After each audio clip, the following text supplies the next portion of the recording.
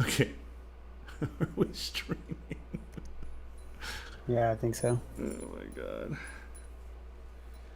Alright. Absolute absurdity.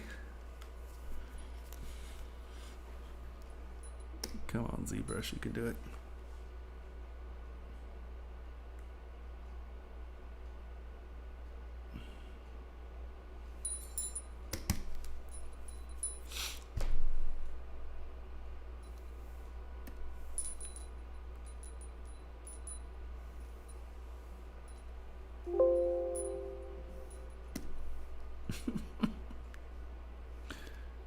Yeah, I know. Okay. Hello! Sorry about that.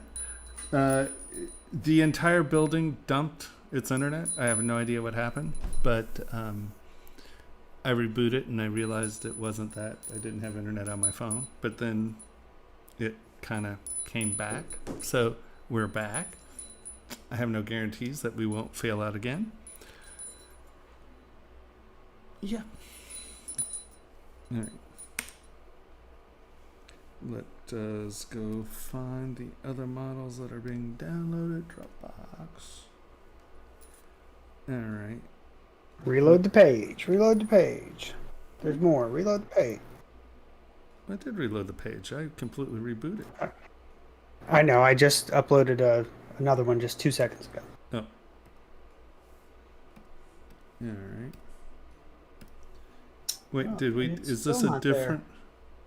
Uh, Well, then I'll reload again.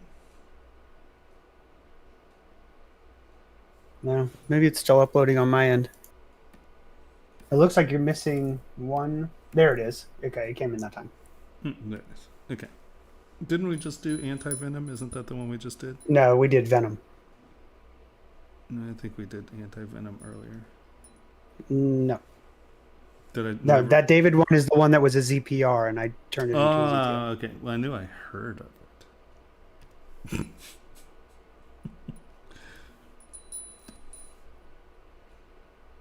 All right. So, I'd like all you guys to push subscribe to YouTube. And if you like what we're doing, give us a thumbs up. That's super helpful. And we're trying to get our demographics up. If you put a question in the message, no, what box is it called? That's in the comments. In the comment box, that's the one. Either I or someone from Pixologic will answer your questions. 29 minutes? 1 second. Tom Platt should get replaced by speed test.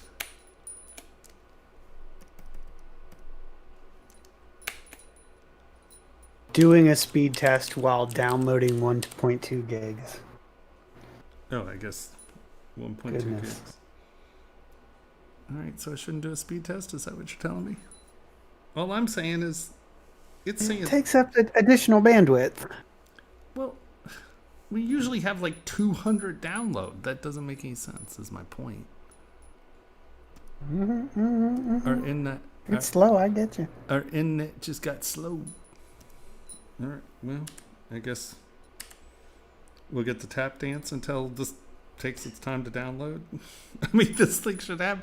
we're not supposed to have bandwidth problems here. I mean, to be fair, there's should be like 15, 20 people here. And you think a speed test is going to kill us? Well, I don't think it's going to kill anything. I'm just saying your speed test ain't going to be accurate while you're downloading.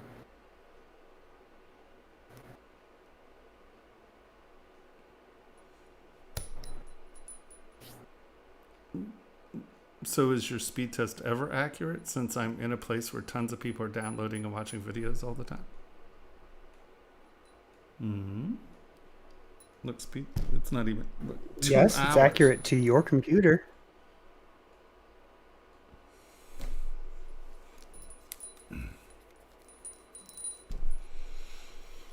All right. Well, should we reboot? Because I have an odd feeling 30, 40 minutes is a little weird. especially since we just crashed. I mean, Run the speed test on your phone. oh, Mr. Clever Boy over there.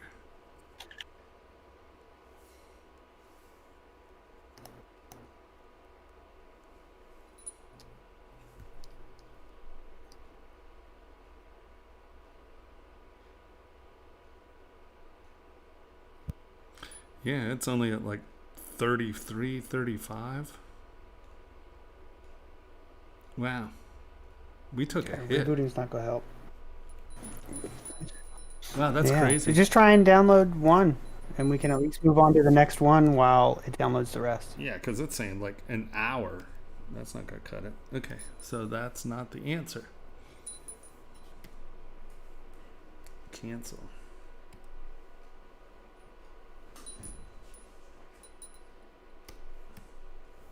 Anti-venom is only 20 megabytes, and that's the next one. So Okay. that'll be a good one to download.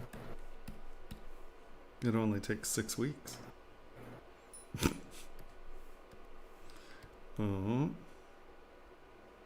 I don't want to preview the file.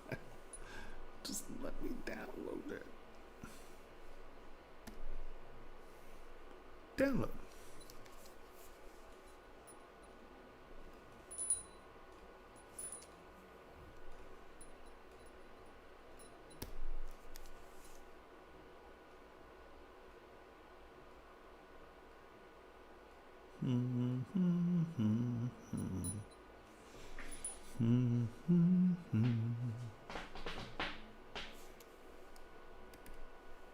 Camera, you can do it. All right. Is this our anti-venom? That's the one. Right on, right on. Okay, so we're still The other one's downloading while you're going, so hopefully they're done by the time you are. What? No. Are you saying I should download these one at a time? No, I think you should download the rest of them while you do this crit. Okay.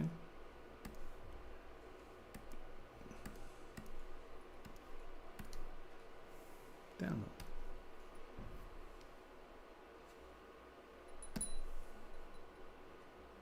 Oh, that's a little bit more realistic. Okay.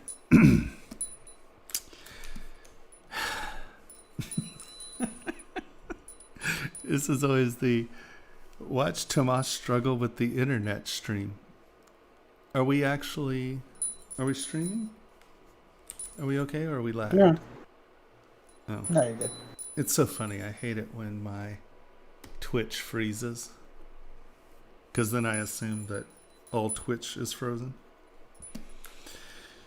Okie dokie, artichoke. What do we got going on here? Let's get rid of his arms real quick. Oops.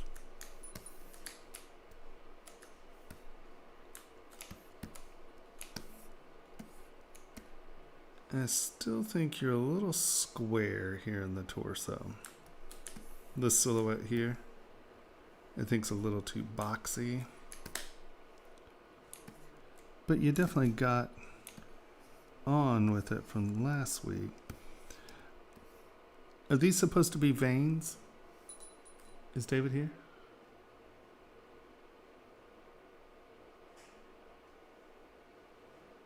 Hello? I don't think David is here. Okay. But yeah, they are kind of like veins. So I think they're a little too... They don't incorporate with the torso enough.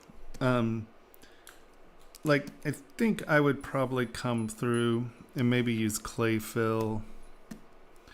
And just... Now, we have a really low resolution here, don't we? Yeah. So this isn't going to be great because I don't really have the resolution to do it. But I think that if you come through just with... And this is going to be a little melodramatic because this is so low poly. trying to do this. Here, I'm going to just divide this up so we have some geometry here.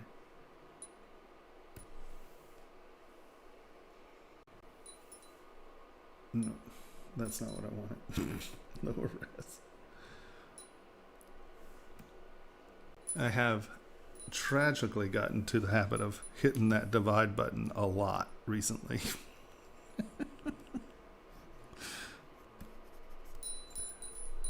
And now we can turn that back up. I would come in and just knock the lip off of some of these, so it looks like it's at least incorporating into the body a little more. Because, you know, even super ripped up veins, or ripped out veins, or whatever you want to call it, aren't quite so completely sitting on the top, right? This just looks like a half round sitting on top of the torso. So I think that you want to incorporate those just a little bit more. But before I say that, let's go look at our bodybuilder wing nuttery. Did I delete that page? I did. What was his name? Well, here, let's just do bodybuilding.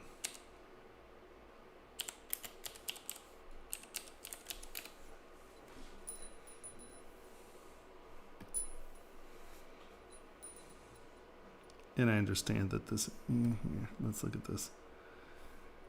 Just weirdness.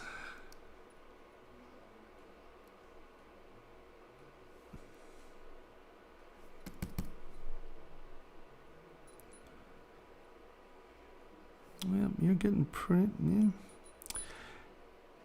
I think like they might peak out at some point there where you are getting some of that is that defined, but it's just not everywhere. Maybe that's more the issue that I'm seeing. Because see, they fade out and fade in. Because out here, I'm wrong. You're getting a full return. I mean, that is out of the torso. You know what I mean? Or out of the body. So I think maybe what the issue is that they're too consistent. And they just look like one big S curve. So I would look at the vein system, because, like, you know, the kneecap's a bone. You're probably not going to have a big vein going over the kneecap. And this could be an area where you could grab this, bring this down, right? And it doesn't become quite so bulbous, you know, over that area. And just work, you know, as they get small, they kind of fade into the body on the edges, right? So have these be a little bit more transitional, I guess. Right. And I would look at, what's the vein system called? Why am I having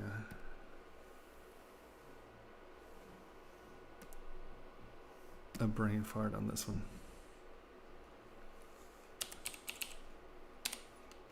Blood.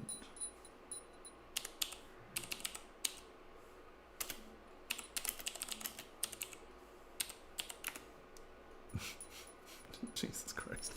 I really can't type. It's just absurd. Like, go to Vascular. Thank you. If you go to anything that talks about the vascular system, you'll see where the veins actually travel. And even in crazy superhero stuff, it makes sense to kind of pay attention to it. And so, as this vein goes right over the kneecap, actually goes behind, but I'm like, oh man. But you got to think that they really do follow a pattern, right? There are a handful of thick tunnels that go all the way up and down the body, and then little tunnels come off and spread and spread and spread. Where here, it just sort of looks like some of these are snake trails. You know, they really don't pay any attention to the body. Now, someone may say, well, Tomas, if you look at a picture of anti-venom, he has blood vessels all over the place. But I'd be surprised if that's true. Is anti-venom a real character? Define real. You know what I mean. I mean, this isn't something that someone's just anti-venom is a canon figure in the storyline. That's what I'm shooting for. Thanks. That's where I was headed with that. And I think this action figure is the best example of what they are trying to accomplish. But finding any reference with lines all over them like that is hard to do. So check out this page I just posted in chat, in Twitch chat. In Twitch chat. Oh goodness. I can post it in Discord if that's easier. Oh, I can get over there. Boop.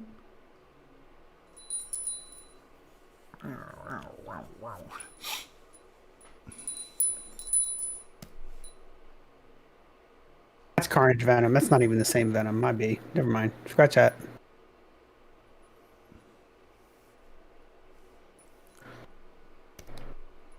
Okay. Well, none of these are real anatomically.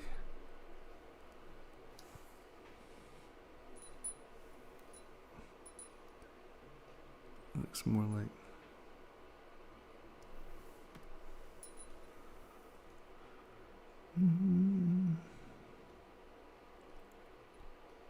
So I see texture here, and I see some like stuff coming off of the character, but I don't see that just so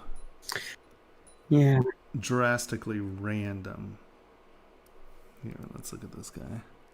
Yeah, you can see even here, like, see the neck veins are real close to where the neck veins would be. Now, it does appear that something's going on. Wow. What happened to the internet here? That's crazy. It just, like, fiber optic just, like, crashed and turned to poo. Did I crash again?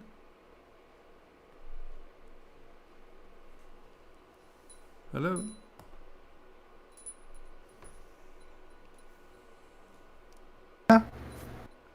Am I here?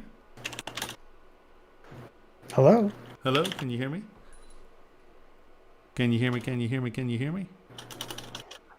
Hello? Please tell me you can hear me. Can you not hear me? I can hear you. Can you hear me? I can hear you. Jeez, the damn ways. People in the chat, can you hear me? Can you hear Yes, me? I can hear you. I keep telling you I can hear you. It's like, how many times do I have to say it? What? Not for long, because I'm about to just hang up. Oh my god. It just keeps saying my network. Yes, I hear that you've acknowledged you can hear me, but can you hear me? Can you really hear me? Can you hear what I'm really saying? Is my video working? Because my camera doesn't appear to be on. Now that's another story. Yeah, it's a little frozen there. All right, let's. Oh, yeah. Yay? Was that a yeah? Because I don't see myself in OBS. What happened here?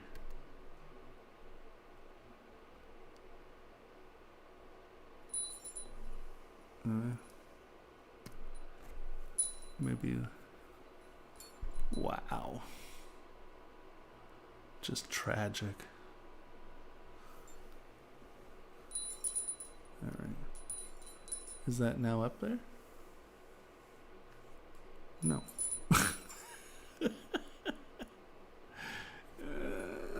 It hurts. It just hurts. Okay.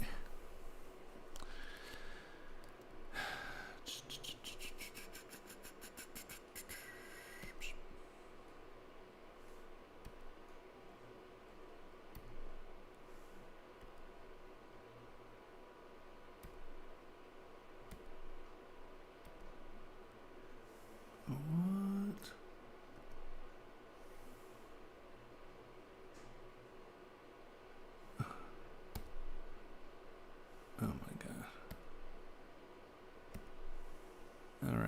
Things are just falling apart over here.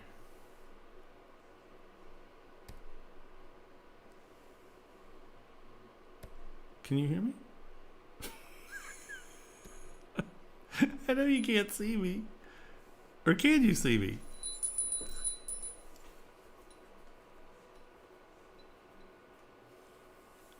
Okay, so you can hear me fine, but there is no more. Kind of. I can see. Can you see chat? Okay, I can hear you again. All right, but there is no. When you seeing. open Logitech, it takes over your microphone for some reason. But what's really funny is OBS has now completely ditched my camera. It doesn't recognize my camera anymore. Oh well. Oh, well. You don't need it. Yeah. No more pictures of me tonight. Woo! Can you hear me? Did you make a soundboard? So can you hear me? You can hear me fine, but there is no more. No. I should. Kind of. Why do I Can hear you hear myself me? Yes. talking? Can you hear me though? Yes. It's on your end, whatever it is. I can hear you again. Okay. I think that's what the lag in chat is. Are we still going back?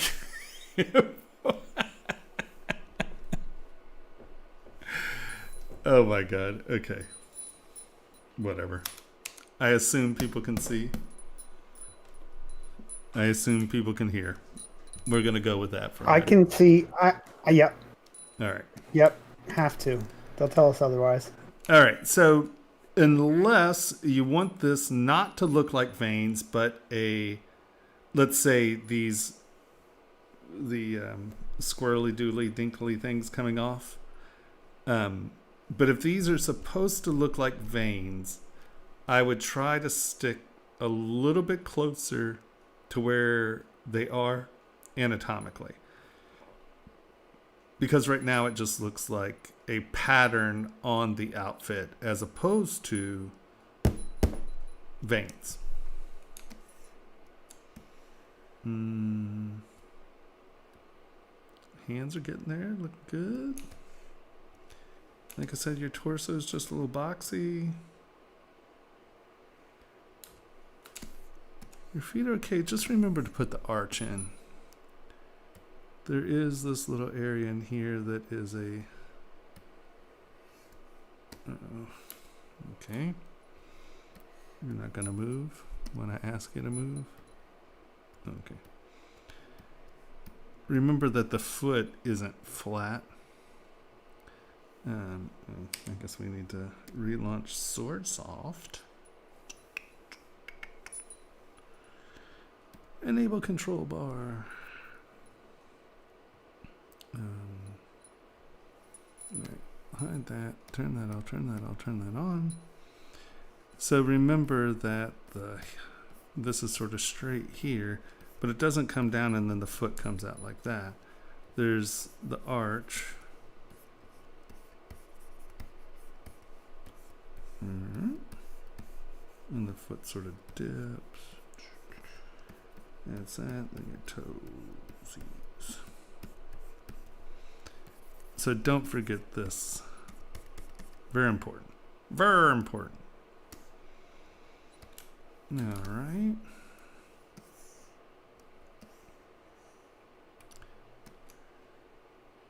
No, you're definitely getting there. You know, it's always hard to talk about the proportions of the heads on these guys because their heads stretch.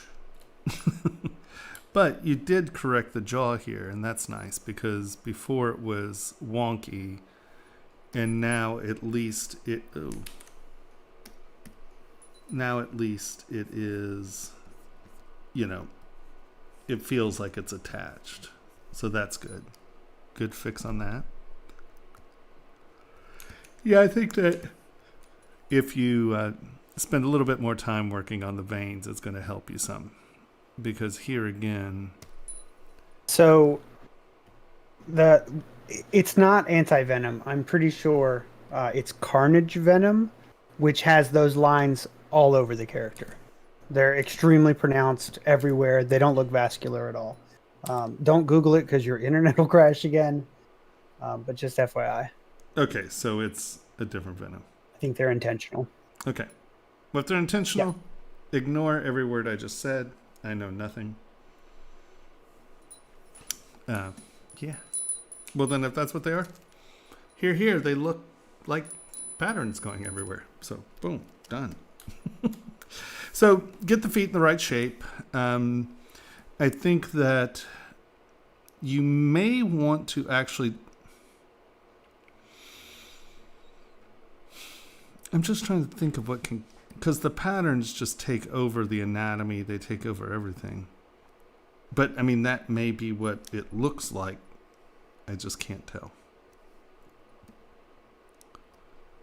So ignore what I was saying, I guess.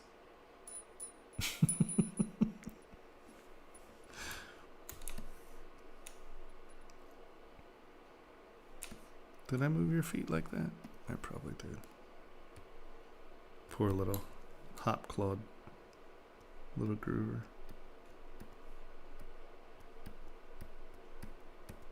All right.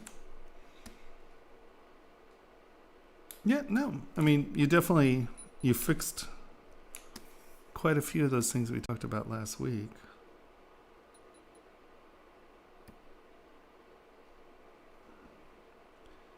There's just something boxy here in the torso.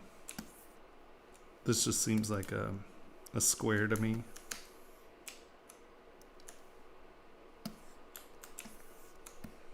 And let's turn on double. And that's because it's a square. See, now, actually, I do think that Anatomy for Sculptors has a cross section of this exact section, now that I think about it. As we are still downloading, we might as well take our time and try to find these things.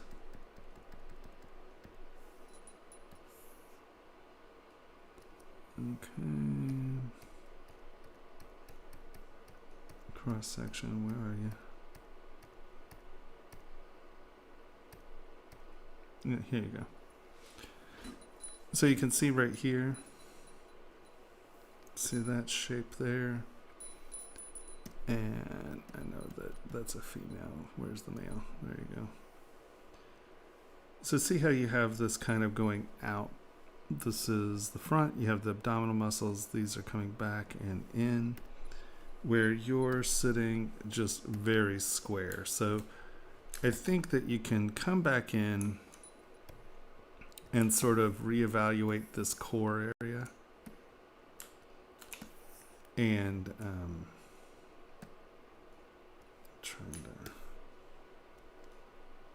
Let's get rid of you for a second so we can just look at our torso here. And we'll get rid of you just for a second.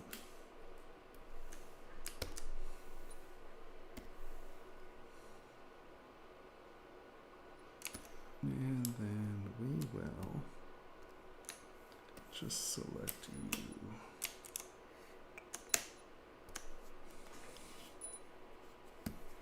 All right.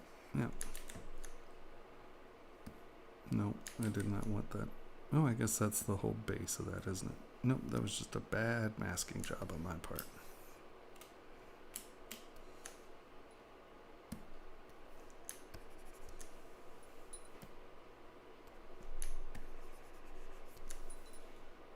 Bad part.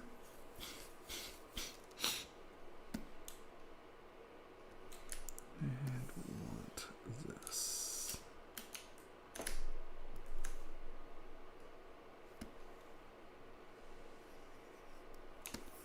Alright, so I think, and I'm just going to do a big rough move.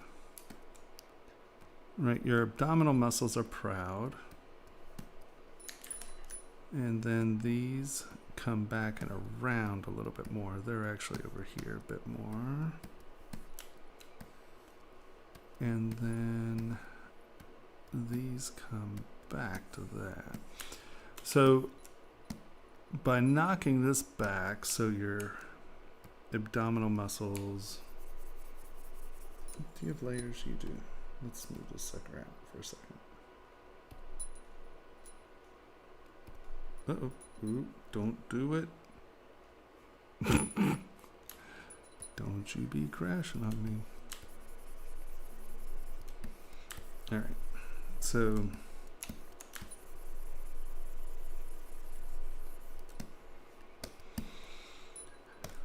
let's kind of get it roughly into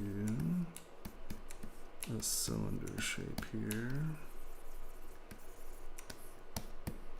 And then let's build, right? So your crotch actually digs back and in a little.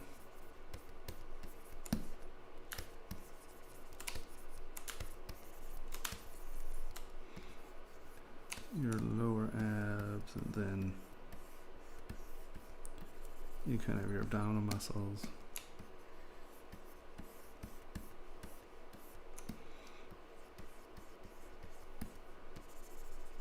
Your oblique kind of right out like that.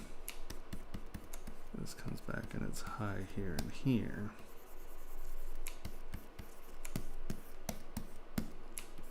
But above the glute, it's not really square.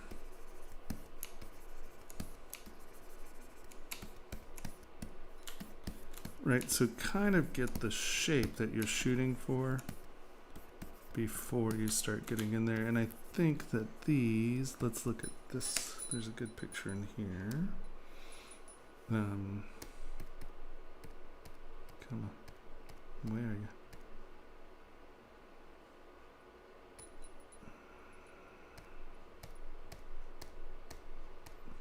I need bookmarks.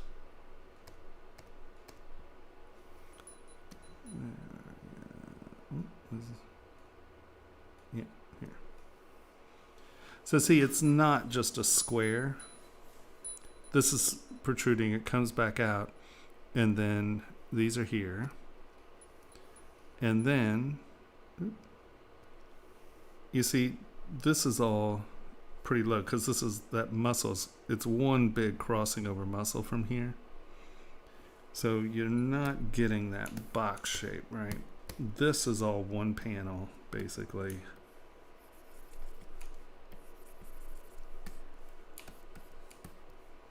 This comes up. You get your little bulgy there. Comes back. That comes out of that. And these are proud. So, and now let's just look at that.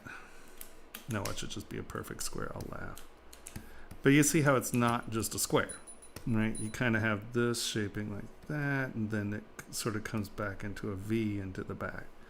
So just kind of rework this torso area so it's not just a box. Oops, that's not clay tubes.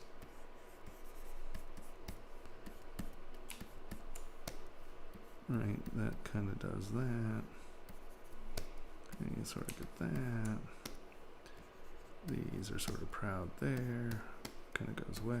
That comes up in there. And these rock around. And I know that some of this is like extreme, you know, in the sense of he may have a super thin waist or whatever.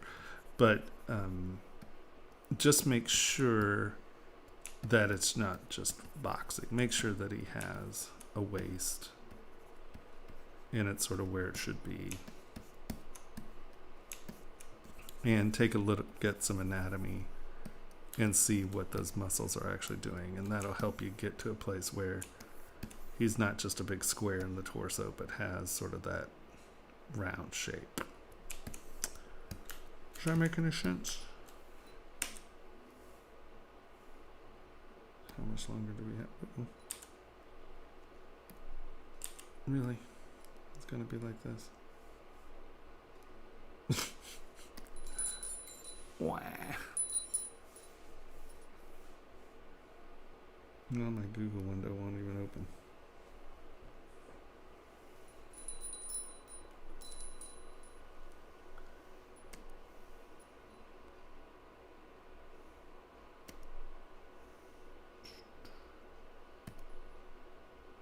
Three minutes or so.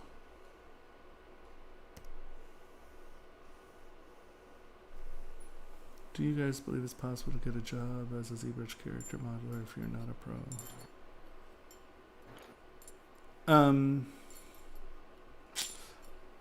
Well, I mean, yeah, there are jobs out there. It's just, it's very tricky. It's a tricky job market. And, the studios, there just aren't tons of new real studio jobs out there. A lot of these places are higher. Like when I was in the film union, right? We had crews that were up to, I think Jurassic Park 3 was our biggest crew. We had 2 sound stages going 24 hours a day. And I think we were at like 160 sculptors on that show. But almost none of them got their 30 days, right? You run a set 24 hours a day, 7 days a week for, 3 weeks, you get a lot done. And then normally you lay off before people get their 30 days because you don't want to just flood the union. But you can see who's there and who's good out of the new people, and, you can bring them in. And I can only imagine that it works that way with the studios because, let's face it, 10,000 new jobs or 10,000 jobs, how many of those are actually new hires? Probably not a lot. So it's really tricky to get a job at one of the studios. I think that you have a much better chance of getting a job out there if you surround yourself with those people, right? Because if they know you, people hire known entities rather than unknown entities, right? Because you know how they can work under pressure and this and that. Like, there were a couple sculptors who weren't even sculptors. One was a DJ. And, he got much better over the years of working with him. But I would hire him because I knew what he could do, right? And he never complained about doing any, crap jobs. And he'd go out there and carve rocks for 24 hours a day, 7 days a week, and, wouldn't complain about it. And he may not have been able to out-sculpt the fastest sculptors we had, but I knew that I could guarantee him, or I knew that I could count on him accomplishing X amount of work a day. And so, you don't have to be one of the blazing top pros to get work. You just have to have people who know how you work, and hopefully that work is strong enough to fulfill those needs. And there are tons of new games and new companies starting. But a lot of those are going to want you to work sweat equity or, work for not a lot of money. Yeah, it's tricky. That's sort of why I shifted to product, right? Because you can make things in your garage. You can kickstart stuff and have them made at professional places. You can design 5 things and make it work, as opposed to trying to get the studio jobs. I think that product is actually the future of ZBrush, really. And that's why I sort of shifted into product design, development, and education, right? Because of the millions of ZBrush users, let's say hundreds of thousands of them are competent, right? And when I say competent, I mean, if I take a picture of something or I say, I want this image, they can produce that image, right? Pretty competently. And, hundreds and hundreds of thousands of people, are competent. And it's like, okay, so how does that fit into a job market? Well, roughly, right? And so surround yourself by the people you want to be hired by is probably my biggest suggestion. Because yes, you can work remotely, and no, you don't have to be there, But to be deadly honest, most of the new people, they want physically there so they can stay on top of them and see how they're doing and this and that. It's the people who've worked there forever that they're like, all right, you go home and do this, and it's not an issue. So it's tricky. You just have to be a little bit strategic. You just have to really concentrate and figure out what is the job I want, how am I going to try to get it. But I mean, it's possible without a doubt. It's just, how do you go about doing it? You know, I mean, if you live where I live right now, chances are you're never going to get work. You know, just lucky that people come to me for work now. So, you know, location is very important, even in the age of internet, because people want to know people, right? It's like, I hire people I've met, people I know, people I've spent time with. It's much harder for me to trust someone online, right? So, yeah, I mean, it's possible, but it's a lot more work, I'd say.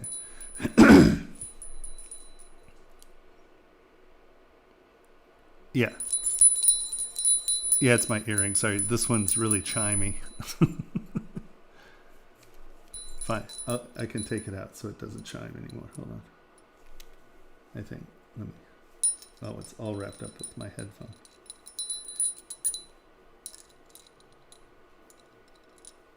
This one's just a big bell. There we go. Is that quieter? Well, okay, I can put it back in. Okay, chimes or no chimes? I know what my ex would say. Just leave it out. All right. Now I wonder if anything downloaded. Oh, it looks like it might have. Woohoo. Juan wanted you to talk about the jewelry design contest for a sec.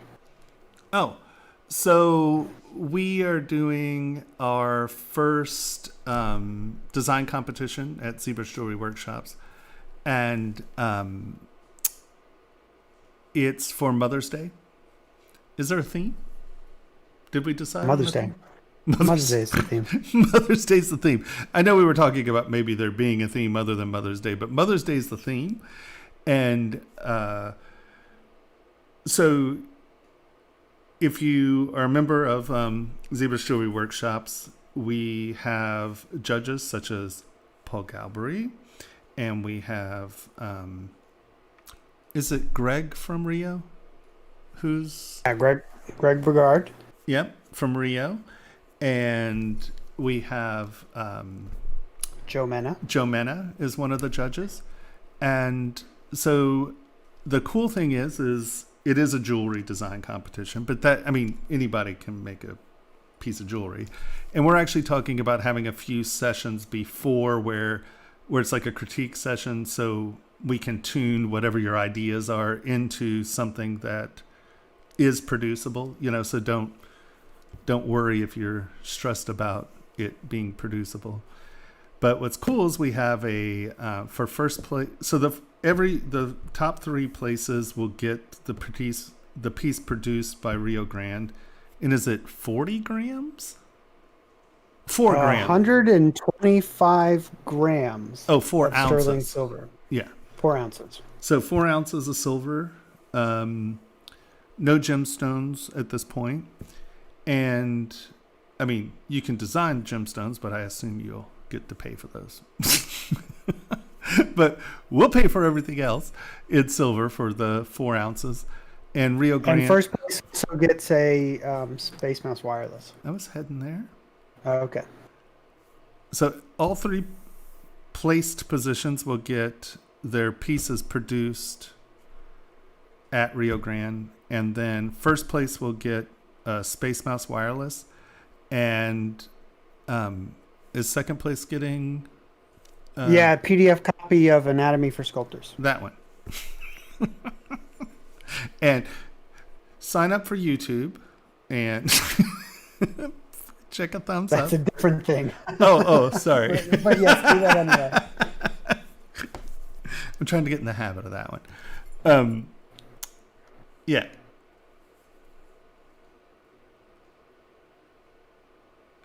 Okay, I know.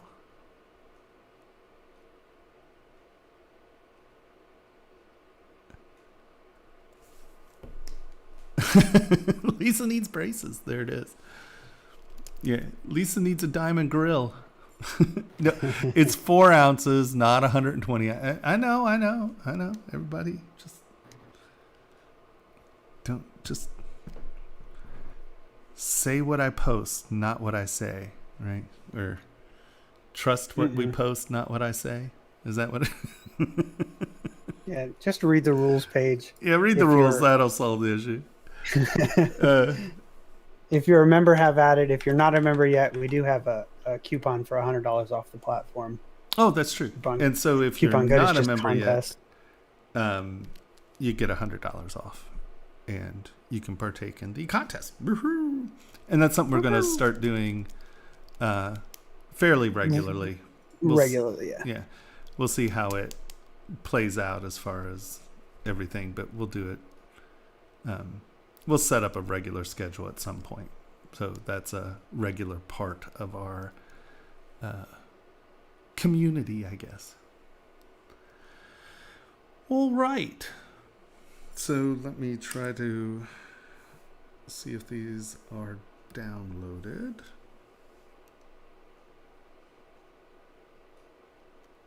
Why do I not see them here? Refresh. Maybe that'll solve it. Did it crash? Did it not actually download? Download failed. Are you kidding me? Oh no. Hold on.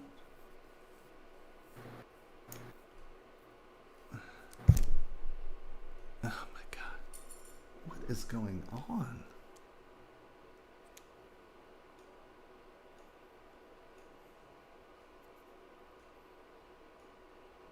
I mean, like, really, normally we have like 200 download. Yeah, it's 28 to 30. Ugh. Brutal.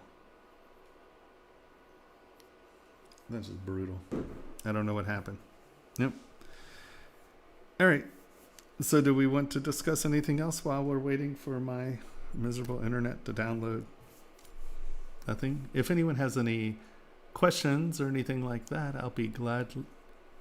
I will be happy to answer your questions.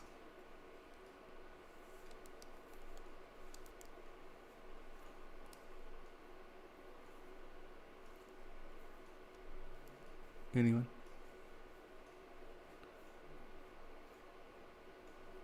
Oh my God. Moss, I'll be back in a minute. Okay. Okay, kind and gentle folk. It seems like we are at an impasse at the moment. So if anyone has any questions or anything they'd like to... well, there's $100 off of the course right now with that...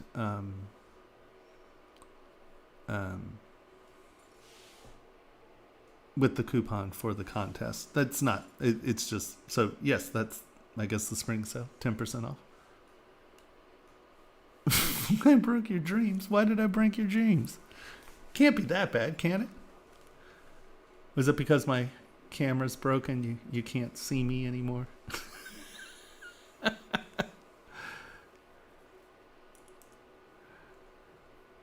Sorry. Make it 200. It's a deal. I have employees to pay. It's not like I'm an independent person anymore. We have bills, sadly, and I still don't have the internet. It's killing me over here.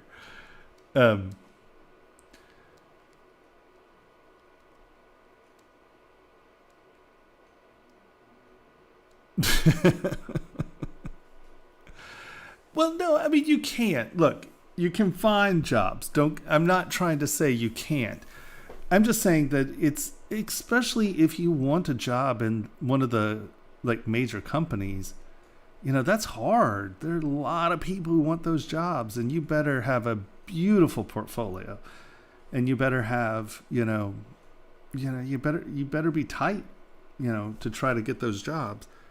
But if you make friends with those people and you learn and meet those people, it becomes much easier because you're a face.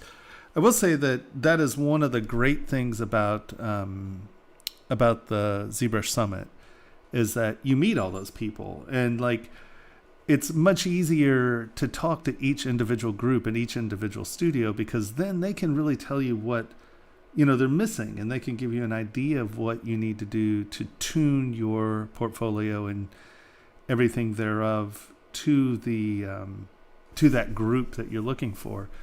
But I mean, just realistically speaking, there's I mean, there are a lot of really talented people who are trying to get those jobs, and you need to bust your butt to do it. Anything's possible, right? It's just, how do you make money? How do you get to the point where you can afford to spend the time to tune your portfolio, or take that anatomy class that you need, or spend a month working on your anatomy, or whatever it is. There's a lot of tuning. I mean, I was lucky because when I came out of school and went into the film industry, well, one, CalArts sort of had its own mafia. I mean, we had a lot of people out of where we worked that were funneled into the studio system.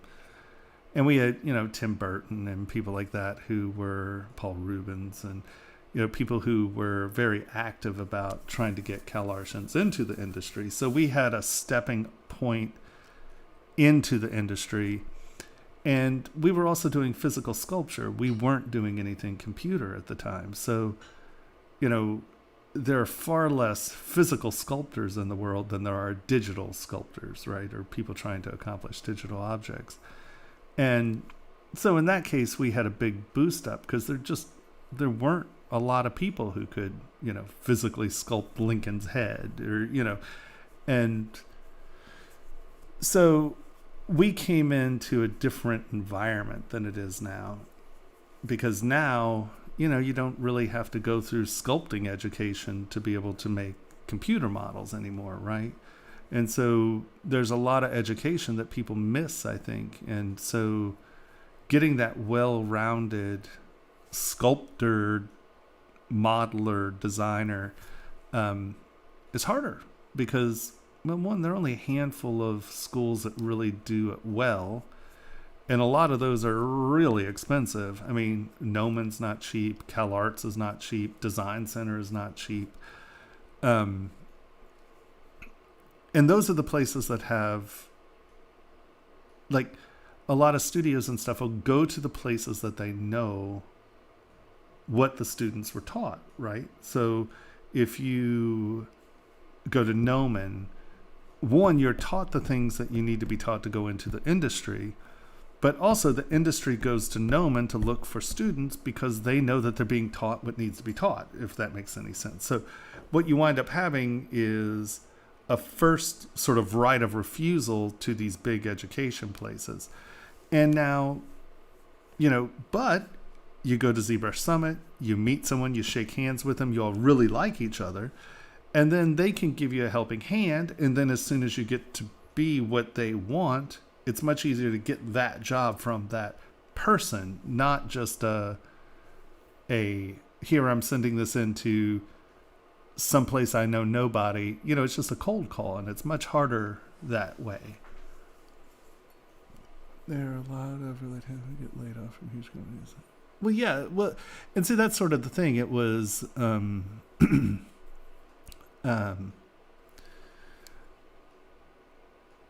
it's not. So let's say there are 10,000 new jobs a year, right?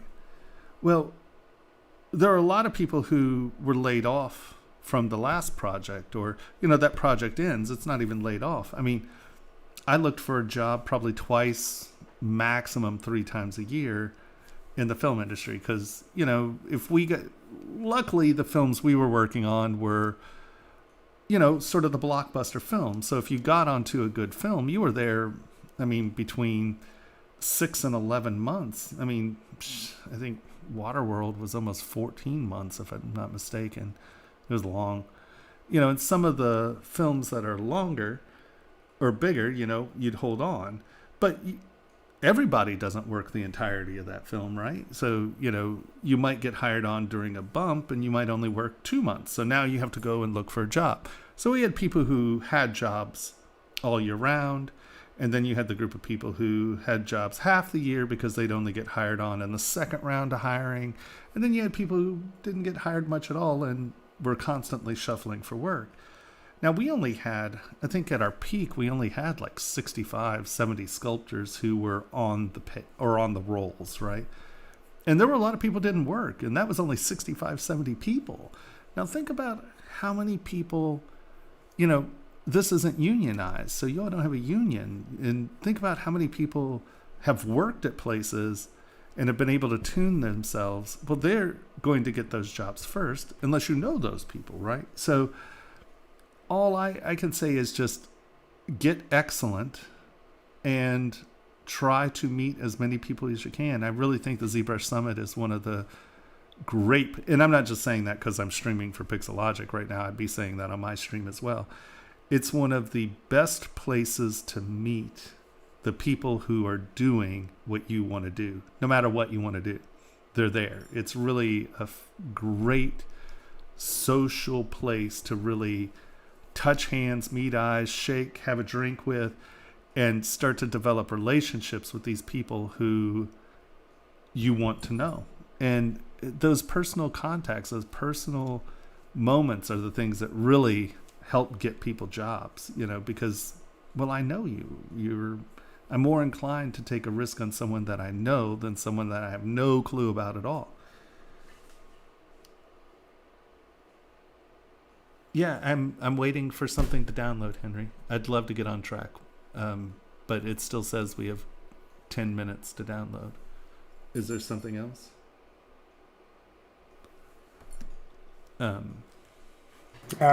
We could just start a new model and start answering regular Q&A. Yeah, if anyone has questions. Yeah, it says we have about, it keeps fluctuating between 13 and 20 minutes.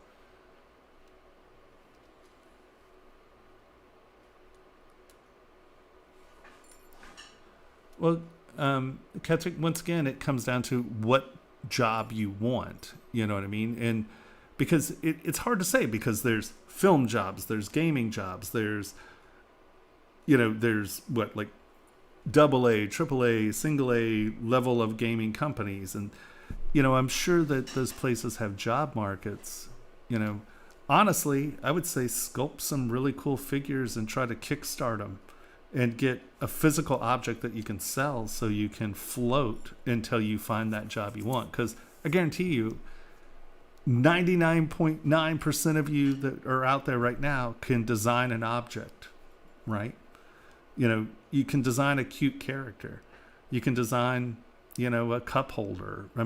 Just make something that's an object. And, there are places that can manufacture it for you. You can kickstart it, get the money for the manufacturing.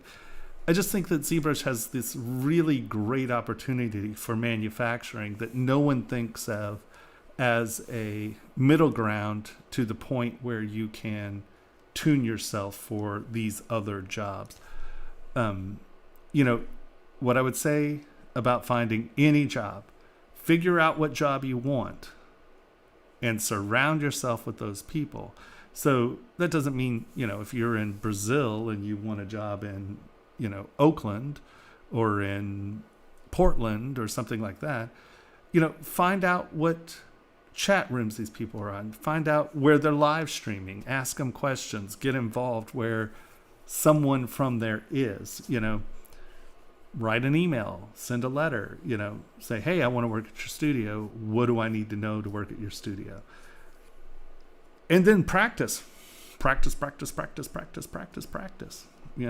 I would say practice taking a picture and just sculpting it, whatever it is, and just get really good at replicating things that aren't necessarily your design, right? And don't just do all one style. Do all kinds of different styles. Do bathtubs, do Baroque architecture, do BMW 2002s, do scooters, do characters. Because often, even if you're a character animator, right? I know people who did nothing but furniture, right? They were really good at furniture, so they got hired to do furniture. They're background people. And it's just getting good. Just work. Just hit it, work, and find out what job you want and hammer it.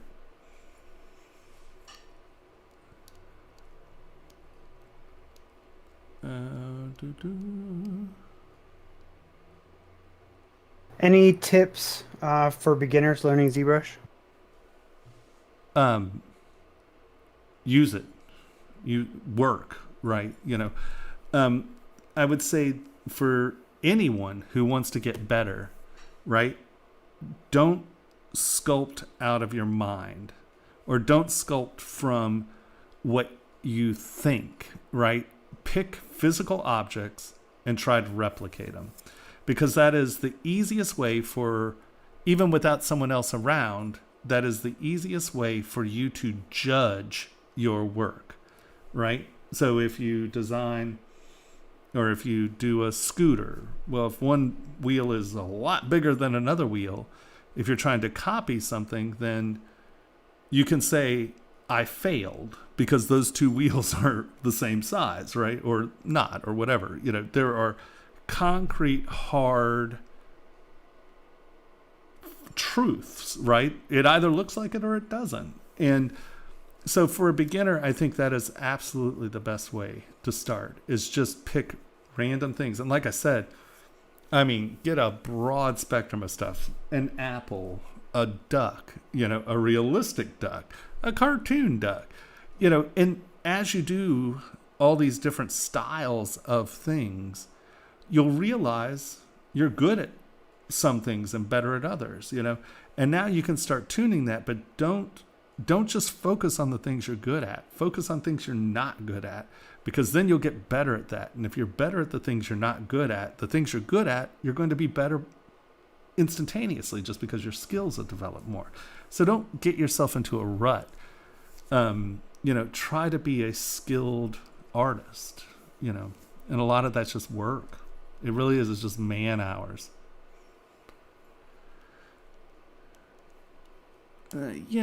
Savants are, there are a handful of people who are savants. A handful.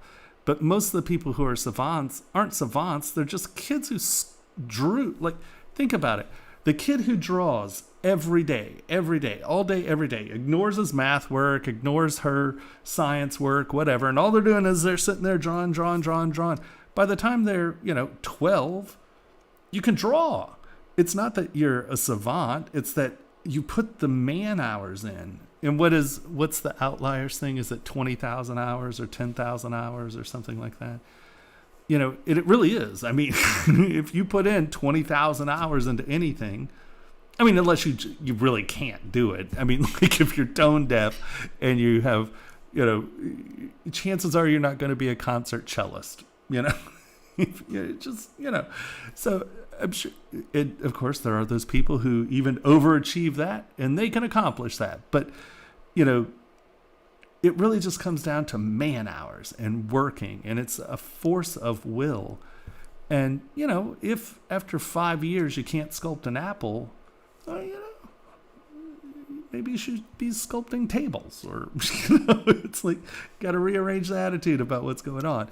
And just being realistic and work. It just comes down to man hours. It's a lot of man hours. Just work. It says 4 minutes, but it's been saying 4 minutes for a little while. Ornament tricks? In what kind? You mean like flourishes and things like that?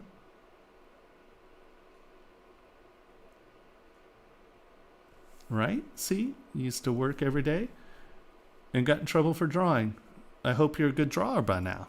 Because how many jobs did you lose because of it? Yeah, this is all I do. It's all I've done since I was... Oh my God, I guess I started making money off sculpture in 1978. And I work, and it's all I do. I don't do anything else. you can ask my friends. I don't leave the house. Everyone's like, oh, how is, being sequestered in your house changed your life? And I'm like, it hasn't, I mean, not my daily life. It's what I do. So, I can't reiterate just getting in there and working. But at the beginning, and I even do it still. Like if I have something that I haven't worked, like if I'm not busy with something or I don't have a project, like I'll just pick an object, and it doesn't matter what it is. I mean, an aircraft carrier I really like airplanes because, they're not, some of them are very sculptural and some of them aren't. And so now I'm learning like some hard surface modeling stuff that I wouldn't normally have gotten into, or this. And so doing things that are outside your wheelhouse and the other thing is, don't just do it once, look at it and go, oh yeah, that's kind of cool. Do it 500 times until it's right, and if you get it right the second time, hallelujah, move on. But, keep your brain active and constantly looking at different things. And, everyone's like, oh, Tomas, you do biomechanical, blah, blah, blah, blah, blah. But I mean, if you look at my models, I have folders of models of like cars and just flowers and just weird stuff. I mean, because it's just keep your hand and your brain active.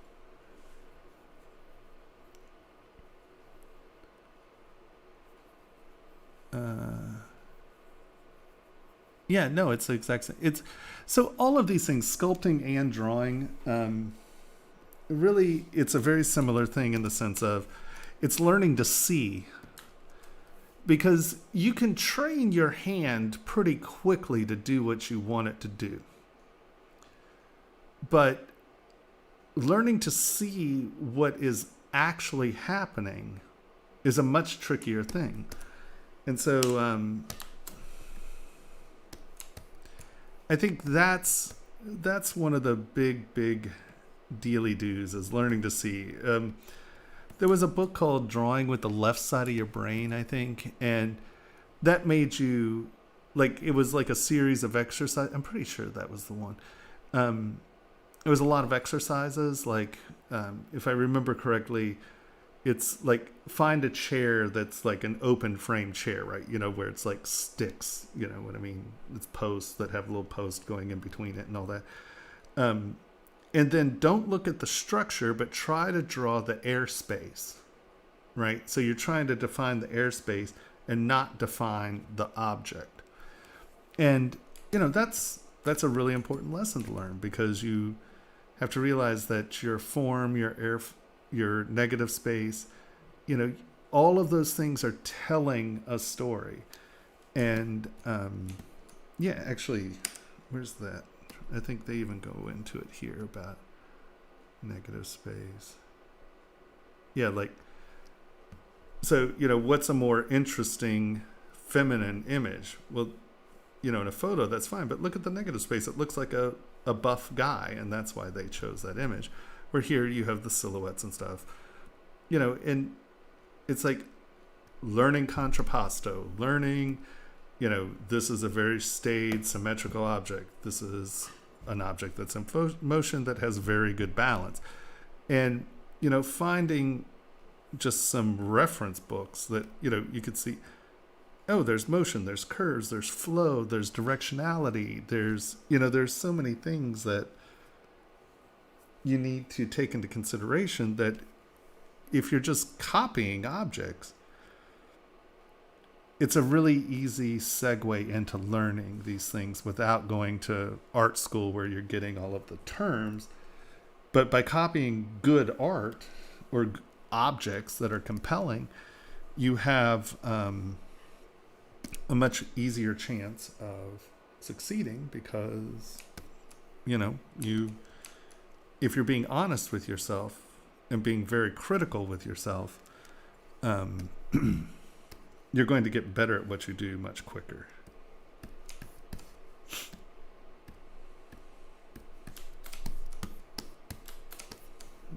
Front. So I'm just going to sculpt a little flourish here. I know it said 4 minutes for a while now. It's coming. Sorry. Internet just became absolutely bizarro.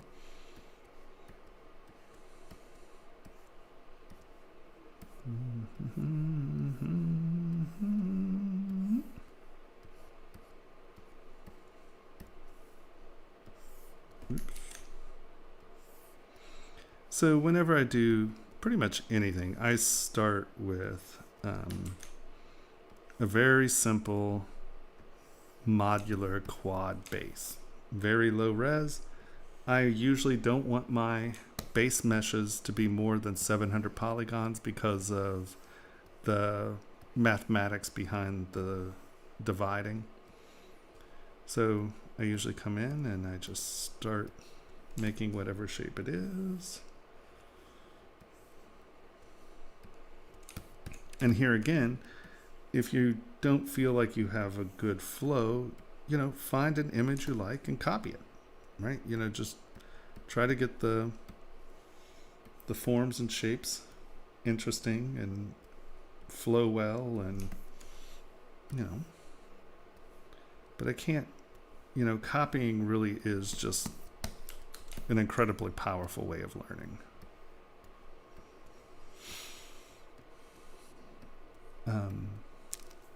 Henry, would you mind reading questions if there's still any? Because I'm now looking away from... Have you tried the new brushes? Which brushes? The new ones from .6. Like the whale brush, the slobber brush. I know that's not what yeah, but it is whale and they slobber are. brush. I played with them a little. Honestly, I've been having computer issues at home. So I haven't been working a lot recently at home. So I haven't really had a lot of time to explore. Hopefully that will be resolved within the next week or so.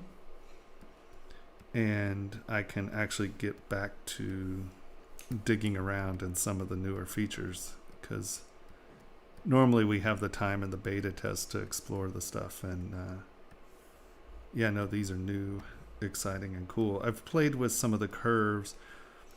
We had Eric dig into the curve stuff a little bit, and the curves are super powerful for jewelry and manufacturing. They're really great tools to sort of loft silhouettes, and it gives you a lot of power there. But you know, the whale and slobber brushes, well, there's a way to get the slobber brush to project a clean...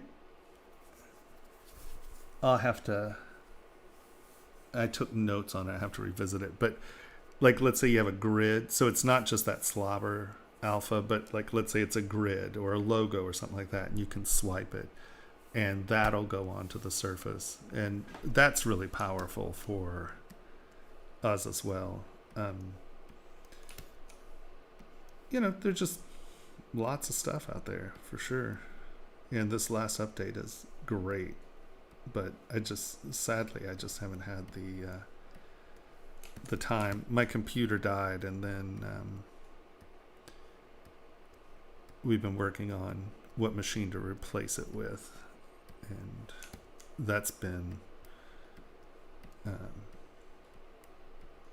tricky, because trying to figure out exactly how to build a machine that utilizes ZBrush well. We've learned some really amazing things about ZBrush.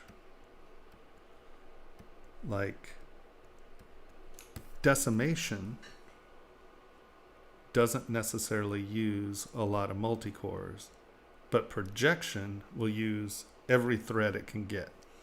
So there's just all kinds of interesting things we've learned. Henry's learned that he doesn't like to build computers with me. Just want to do it myself and mail you a computer.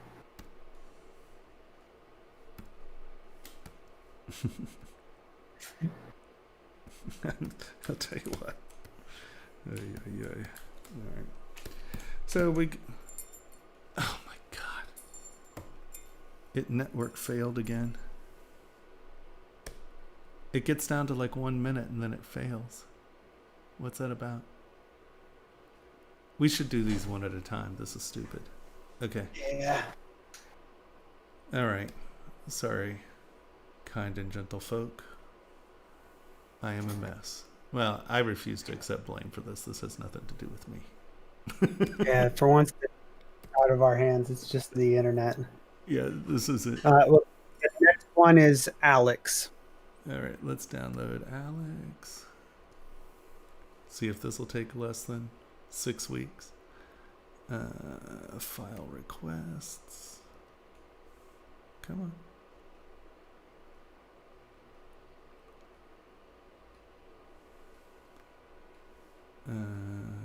Pixologic crit.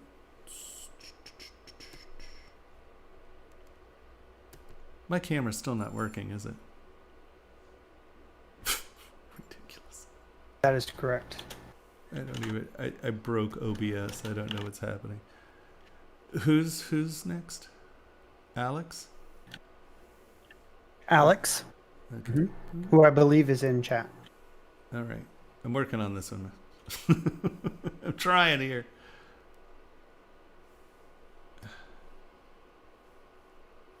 What the hell? No.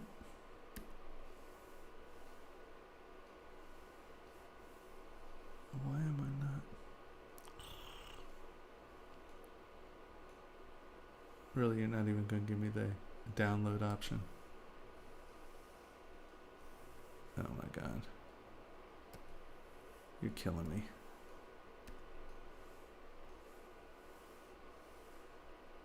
That's fine.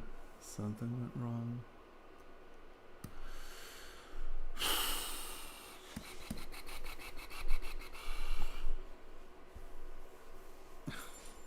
This is absurd. Sorry, I can't do this off to this side doing nothing. I need to actually see the screen. Boom, stop, everybody stop. You stop, you stop.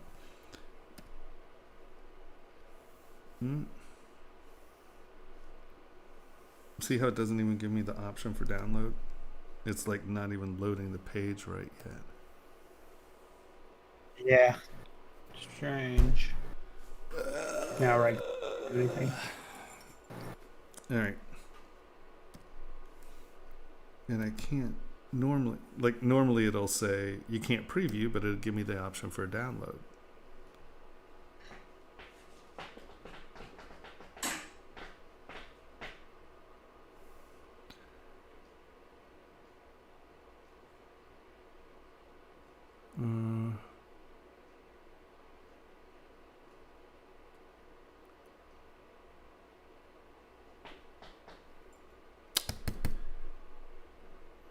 Well, we're not. This might be a short night, guys. I can't even download this file.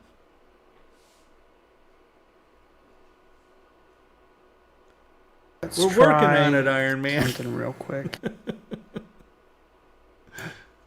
You get a new PC. I love it. Everyone's a critic. I know. I don't. I am the worst streamer in the world. It's horrible. I'm sorry, guys. Ridiculous. Okay, let's stop that and see if it'll allow me to. Okay. All right. I just posted a link. Did it work? I just posted a link in Discord. I made a new channel called Model Exchange. It's in the admin section.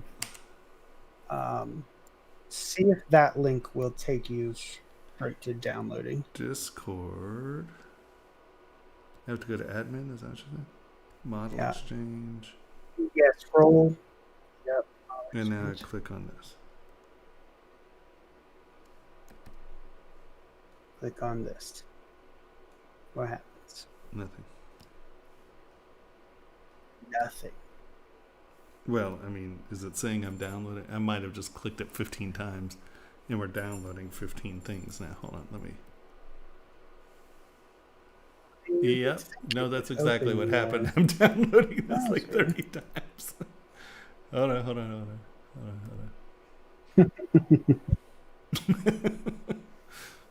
All right, let's see if this works. Download. Hey, I got a button.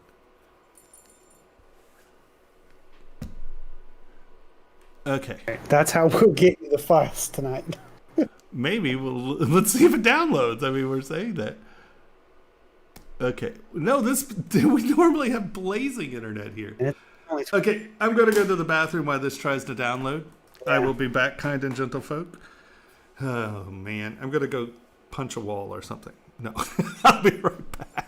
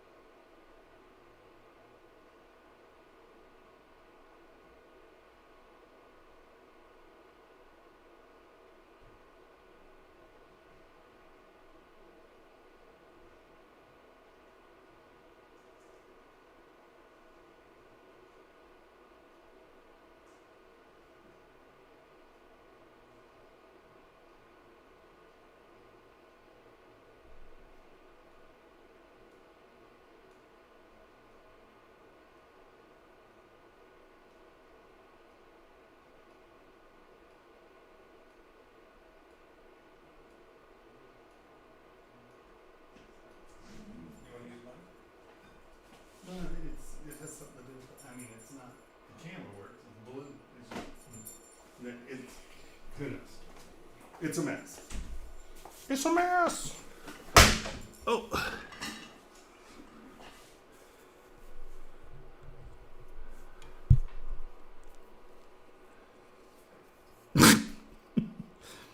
By the power of Grayskull. Now watch me get sued for that. Can you hear me? Yeah. I know, I don't know why I have so many problems.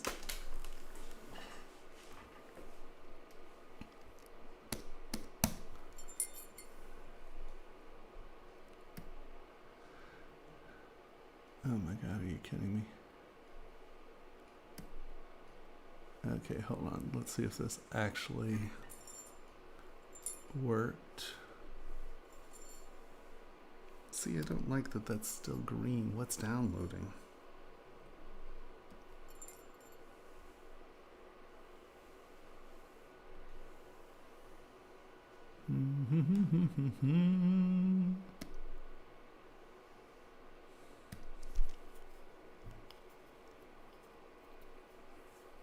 Okay, no, you're going away. I'm not playing that game with you anymore. Cancel. So now let's see if it will let me.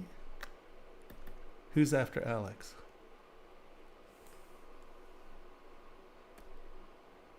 There's two files, MB24 black. One's a PNG and one's an OBJ. They go together. What did you put them right here in this lovely, I have the power? Are you using your power? Oh, I need to use my power. Mr. I have the power. Not using it.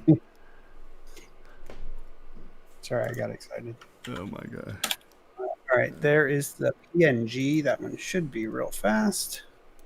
All right, let's see if that, I won't hit it like 30 times. It's the OBJ. You shouldn't need to hit it at all. Oh, well. Yeah. If you already clicked it, it's fine.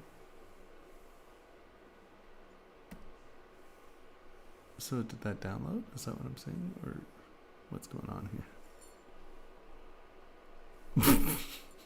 Now I have a link over. It's no fair. Okay. I see. That's just going to be a PNG and it's not going to download. Is that what I'm seeing? Okay. So, but we have something before that. So what should I get downloading? So give me one that's actually going to take time to download so I can do this crit and then it'll download. Yeah, the OBJ. That one. It's on your screen at the bottom. This one? Oh. Yep. I didn't realize that was something different. Okay, download. Did it? See, it says uploading. What the hell does what does that even mean? Okay.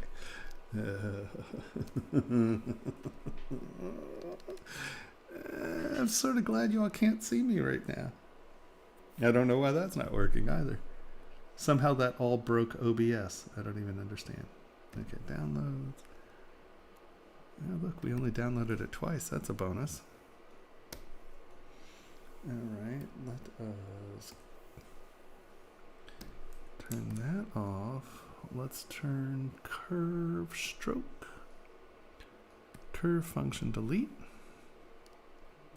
And you said Alex is here? Is that what I heard?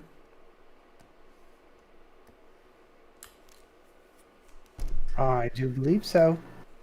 All right. And they are nervous.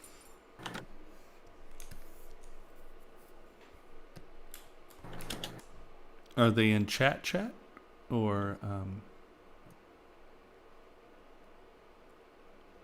chat. If they want to join by voice, I will post the Discord link there. You are welcome to join us by voice. If not, feel free to ask your questions, comments, whatever, in chat, and I will read them off. From what I remember them saying earlier, they are very new to jewelry design. Sure. Just want an opinion.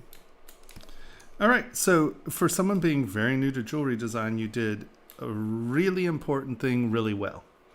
And that is you kept these big pointy things above the finger, right? So a lot of people put the ears down here, right? And now as your finger goes through, this is just something that tears up your finger. So you did a great job there. You still want to make sure, and that is append a star, boop. W, turn you into a cylinder, boop. And you're going to just give you something so you're round, ba-doop. Get a ring. Whoop. Come on. All right, so that is your ring rail, right?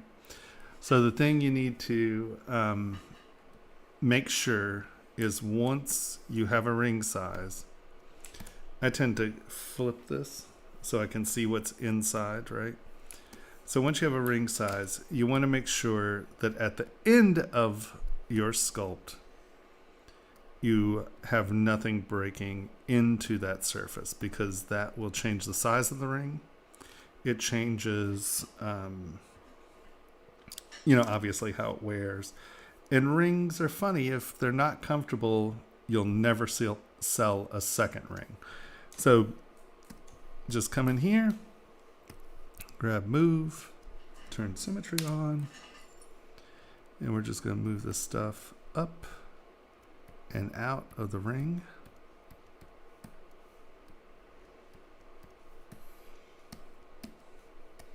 And now this is what you have to, once it's, and that's close enough right now. You don't have to get super persnickety at this moment, because you can reproject that into the ring rail or use project and push it out and make it fit exact if you want. But right now, that's not our main concern. So now you've changed that. So now you have to come back in here and look and just make sure that, often when you push this stuff out, which is sort of the bottom jaw, sometimes you have to play with your silhouette to make it what you want it to be.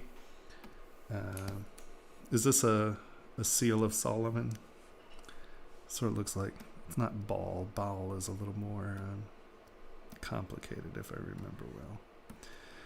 All right, the next thing. You can put little prongy thingy bits on this, but you're going to want to be careful because these are going to get thin and they're going to knock off, or they're going to become sweater traps, right?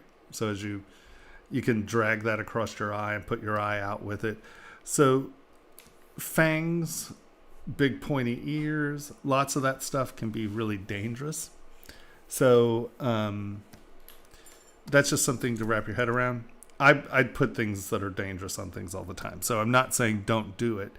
I'm just saying be very aware that you've just created something that could take someone's eye out. And if you do take their eye out and they haven't signed a release form or I take this onto my own responsibility, it's something you can get sued over.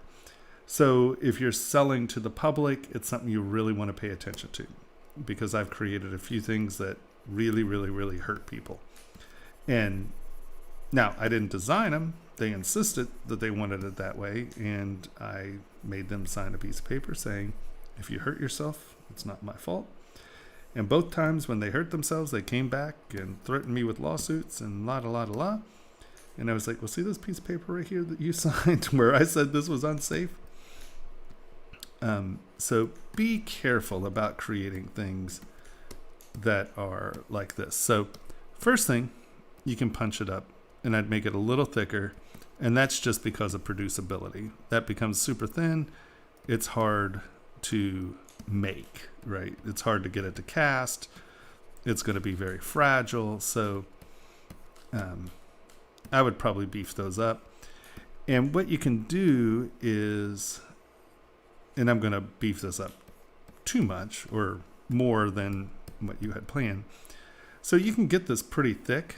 And if you use pinch or get something where you're defining an edge, you can pinch this together and it'll look like it's thin from the front, but you can really pull it out in the back and have it be not so problematic. So just remember, from one view, you can make it look very thin, but if it's traveling in the other direction for quite a while, that keeps it from being super thin, right? You're just defining how it's seen from a point of view. And then with something like this in this scale, I would probably have it come back and touch something and then pull back out. And you have this very, very far back here. So I might try to move this up a touch.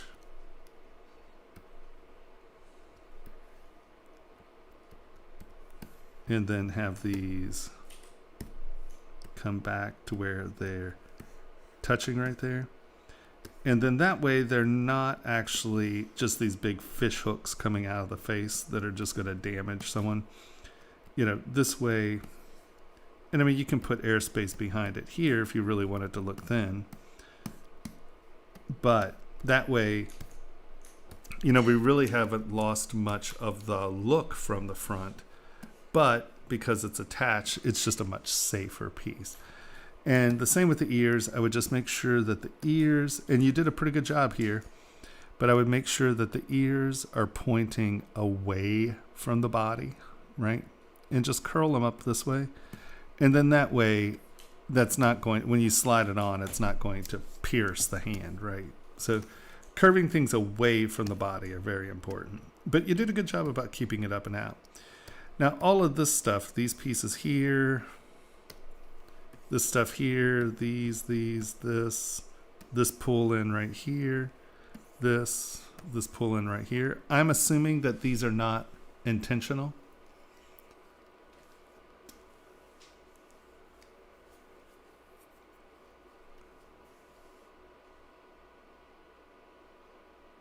Hello? Well, I have no idea what my lag is. It's probably a year at this point. So, I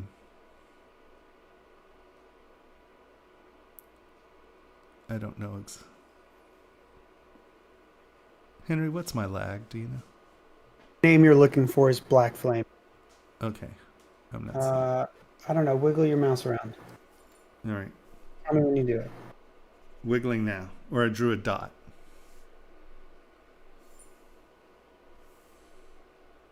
Oh, yeah. It was almost instant for me. Oh, great.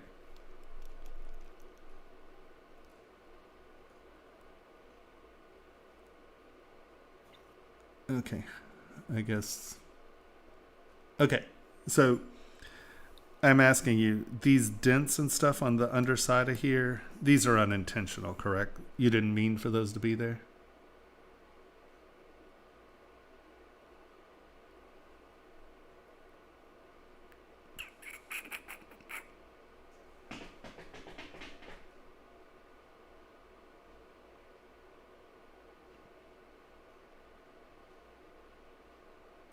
You did intend them to be there? Oh. Yes, was the... I don't know if that's a yes I didn't or a yes I did. But yeah. Okay, well, if you did intend them to be there, you have a problem because this is a trap.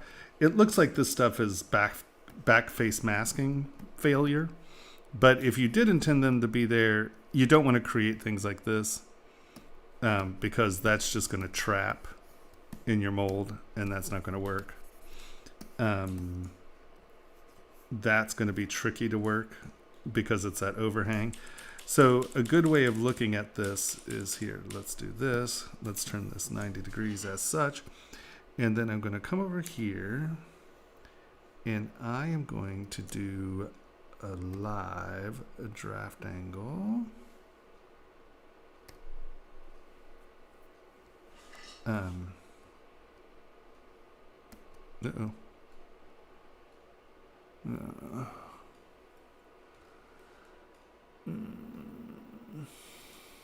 All right.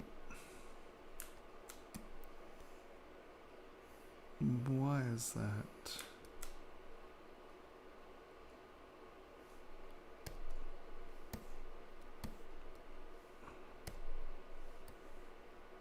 What direction is this? Okay. So we go here from draft, boop, or tap that.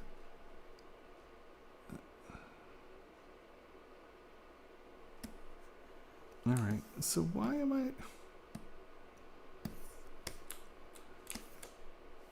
I? It should be from camera, shouldn't it? I'm getting a reverse draft angle here.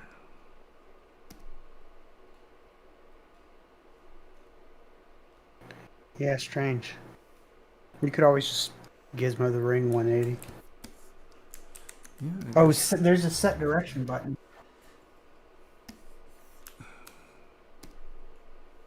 All right. So you can see all this red stuff in here. That is your draft. That's interesting. So does it just default to front? Yeah, I guess it does. That's different. Okay. So as we're looking at this,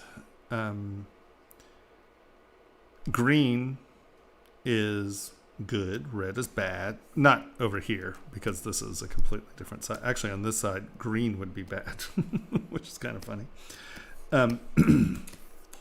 But as you can see, we get in here and see all these red spots in here. So what that's going to do when you cast this is you have these things that are doing this, right? So this is red. This is red. And what that means is as you fill this mold, and you're probably going to make a silicone mold so you get a good thing. One, these will tear off. If it's a metal mold, these will trap, and you'll have to break this off to get it to release, right? So anywhere there's an undercut like that, let's, wait, I have it right here. Fill object. Wow, they changed something in here. Huh, that's interesting. They sort of changed some of those functions. That's fine. So you just have to remember that you don't want anything that you can't pull out. Now, if you're doing a one-of-a-kind part, you can probably get away with it. But, yeah, it's not good.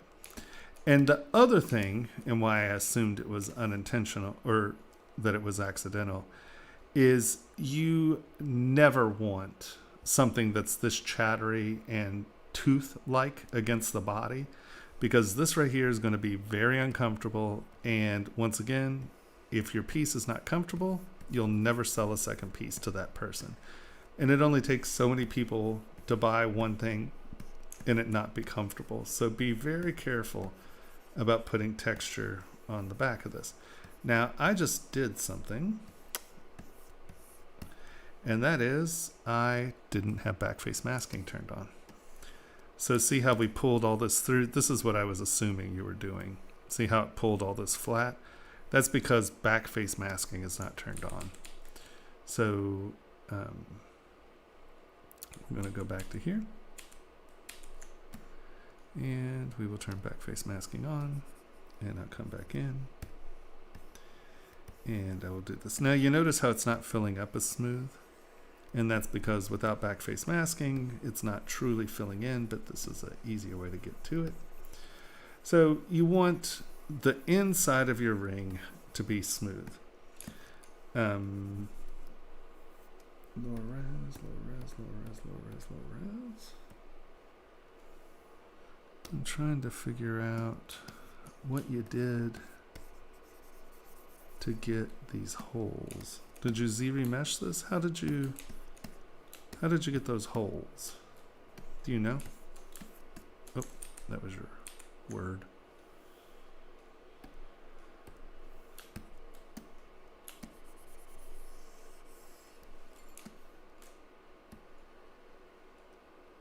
The name's fine because it's going in.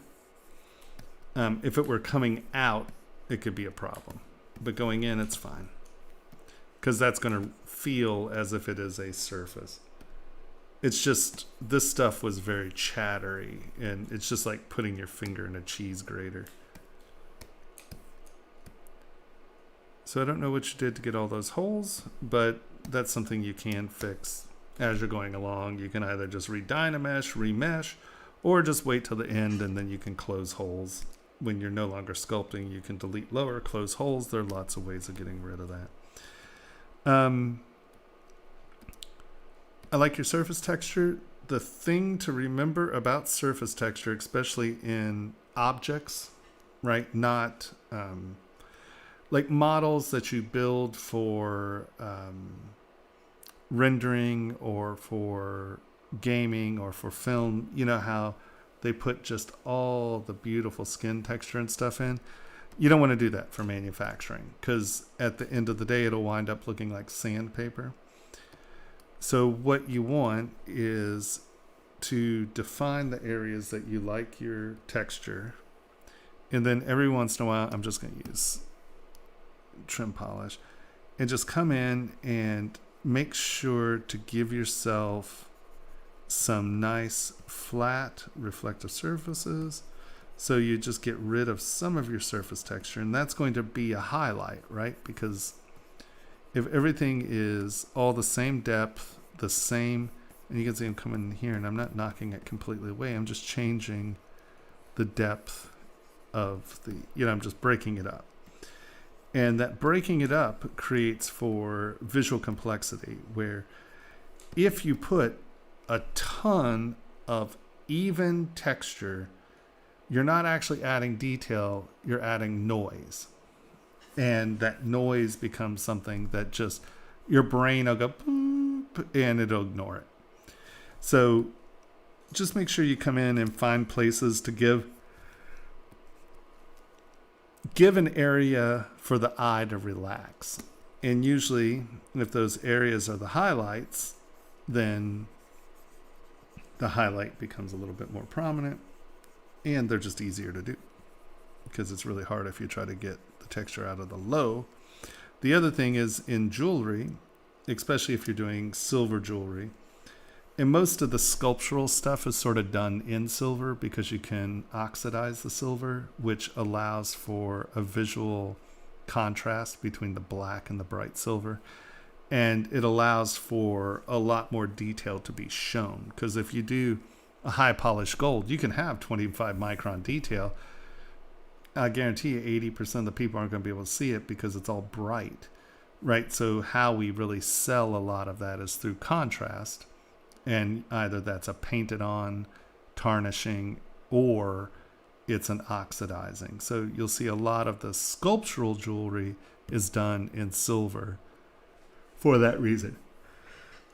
Sorry, guys.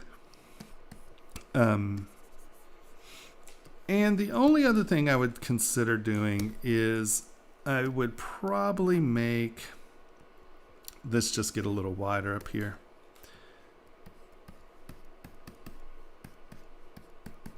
And I mean, if it's a metal price issue, fine, keep it small.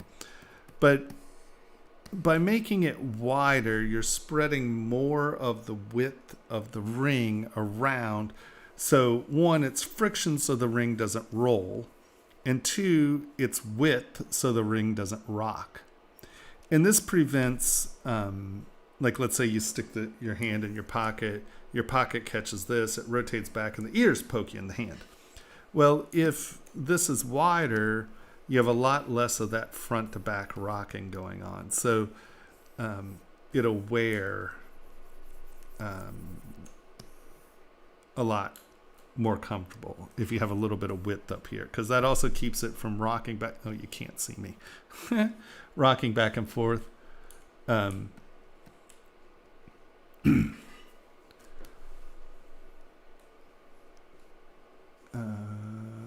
Okay, so let's see. I would do it in silver without a doubt. How would you do a feather texture? Completely depends on if it's like stylized or are you talking about being realistic. Gold isn't always better.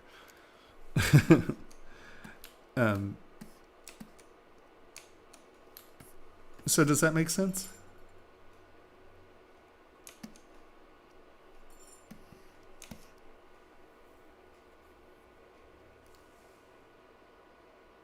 Merlo.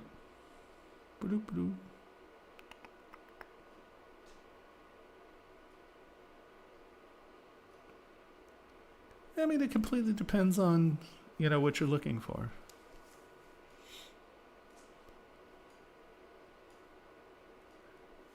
Great.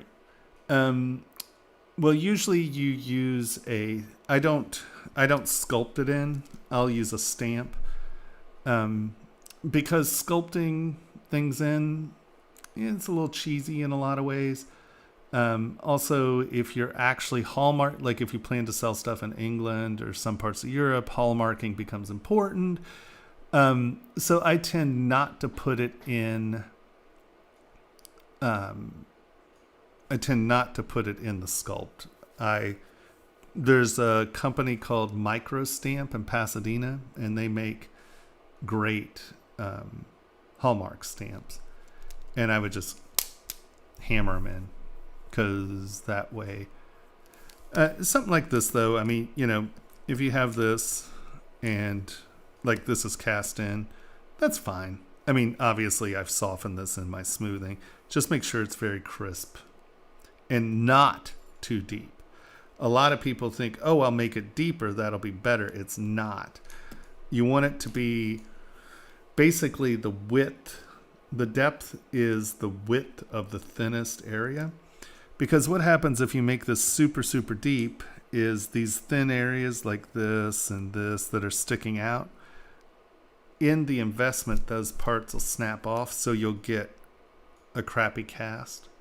So it's better to have things sort of shallow and sharp than it is to have things super deep. Right? This looks like it'll read better, but it won't, because you've now created these thin things that when you're in your investment or your mold, those things will tear off and they'll break and they'll look like crap. So actually this depth is actually very good for, symmetry's on. This depth is actually very good for this font. So another thing you got right, because once again, if these are too deep, this stuff here will knock off. This right here, this little ridge in here will knock off. So it's good to keep, like I said, the general rule is as wide as it is tall, right? So if you have something that's like this wide, you want it to be that deep. And something that wide, you can go deeper, but you really don't want to go too deep. Because the deeper you go and you get those thin things, you wind up with stuff like this. And that can snap right off.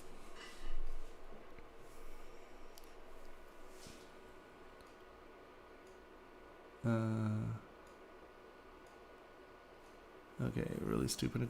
How do I do lighter lines without cutting deeply into the mesh? Well, I would say do them as layers. So if you're sculpting a line, you get a lot more bang for your buck doing that than you do doing that. This will actually read better. It retains your surfaces very well. It allows you to, I wish I had the Aztec ring. Henry, will you remind me to put the Aztec ring on my armor drive so I can use it as a example? We have to find the full resolution version of that ring, not the decimated one. But okay. You can see that this is a reflective surface. There's a shadow there, and it actually looks like this is floating on top of that surface. You get a good line. Now, if you want a separation line, you can still come in and just sort of, as you're sculpting, you can build those lines into your model, by doing things like that. The other thing I use is SK Twist, and I will do this. I will take SK Clay Fill, hold down Alt, knock down this side. I will use fill and fill in this side. And that gives you a very dynamic, powerful line, because the silhouette of this is this. Surface, a half round, filled up. And so this is a bright edge, and you can see that lip. It creates for a nice visual line. Where if you do this,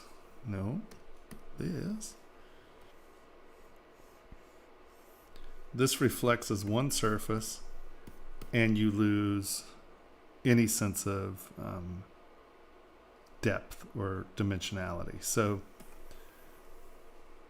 steps are better than grooves. Now, if you want something to be very separated, right? If you actually, let's say you want it to look like it's panels, right?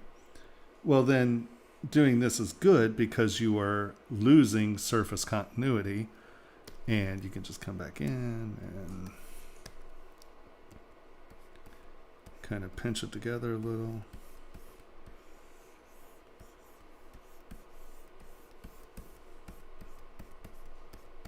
Right?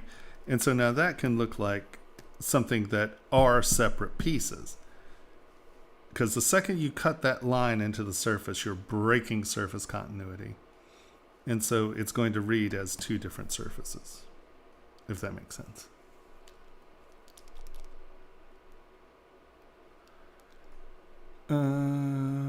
Reduce the intensity. No, it's not that easy.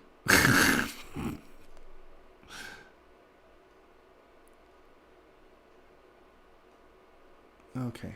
Are there any other questions that I missed out there?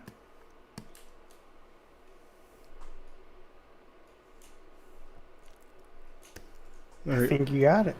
All right, let's see. No, it hasn't downloaded yet. Look at that. Is that not crazy? Hold on. Save. Cancel. I didn't hit it that many times. Did it not even start? No, I think we downloaded it Oh. already. Okay, so this is the PNG. Is this the same character? MB24 black. Yeah, I MB24 think so. black. Okay. Is this a reference image, or is this the image that you made and then you're doing the mono? Hold on, let's go down. Yeah, no, it hadn't started.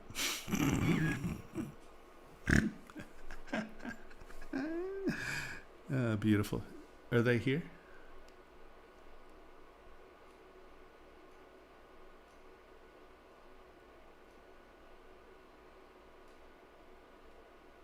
Wow. Iron Man's getting feisty out there. Black Flame, did you have any other questions? Or did we kind of go over some of that for you?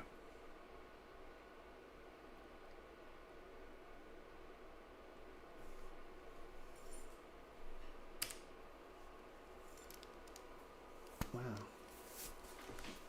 Ow. I gotta remember I can't reach. My wrist started hurting. I wonder if this wrist thing really makes that much difference. Interesting. Interesting.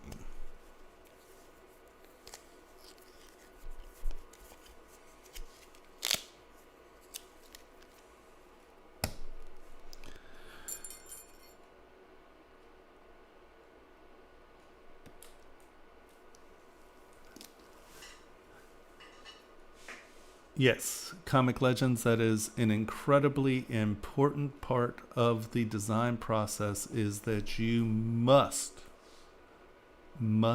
print it and wear it. Otherwise you don't know. Yes. Yes.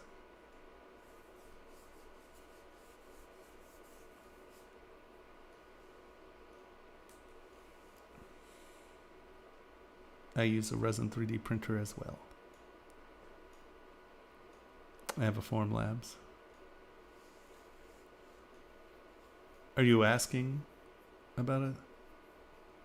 Yeah. A resin 3D printer is the only way to go about it. I mean, okay, there are actual printers that print wax, but you're probably not going to. If you're sitting here asking me questions, you're probably not going to spend the $200,000 it costs to get one, and or the entry-level one at $28,000. So, yes, resin, it's resin on this one. I have the resin. I have yet to print in it. Like I said, all work is stocked at home until I get my computer sorted out, and hopefully, like I said, that'll be in the next week or so. So for all of our students as well as our members and everyone else, I will once again start making videos and printing things soon. God, it better be soon. Okay. Did this download finally? No. Jesus. Wait. No, it hasn't. Did it fail?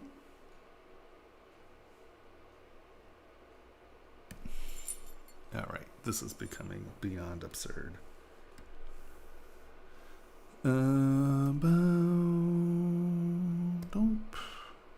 Yeah, look at that.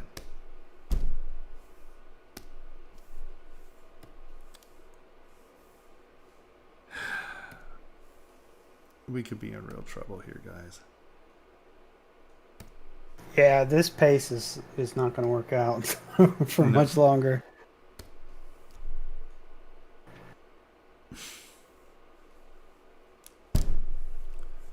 Oh my gosh. Okay. Yeah, I don't know how much longer. That's not a big file, man. That's 631 megs. Did you ever run the speed test on your phone? Yeah. 32. What did it say? 32 download, as opposed to the 260 that we normally get. Do you remember if the B was uppercase or lowercase? What? For what? When you ran the speed test and it showed you 32 Mbps, right? Was it megabytes or megabits? I'm pretty sure it was megabytes. Yeah. No. Hold on. Let's run it again. You're like, don't do it, it'll crash. Yeah, do it. I mean, if you're doing it on your phone, do it. Speed test. It won't change what's happening on your computer. 38. Capital M, little b. Uppercase PS. or little? Little b, that's bits per second. So is that good or bad? It's bad. A megabyte is 8 times bigger than a megabit. Okay, so yeah, see, that's what I'm saying. Something happened. I think someone ran over a telephone pole or something here. How could that happen? I mean, we had 260 before I started tonight.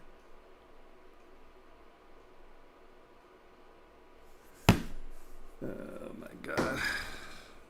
Yeah, look, 9 minutes, nothing happened.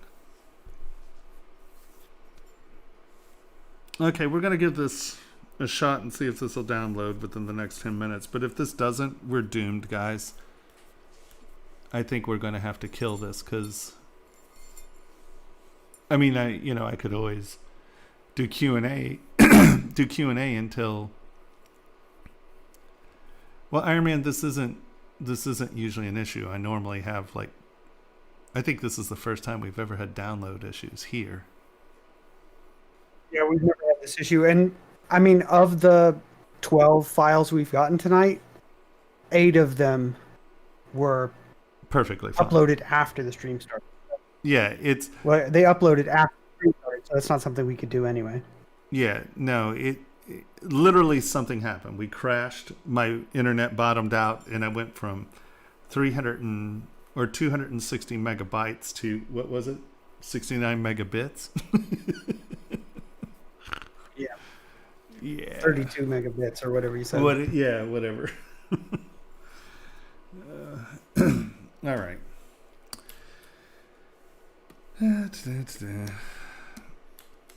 If anyone has any questions, please ask. But I have to admit that my frustration levels are pretty friggin' high at the moment.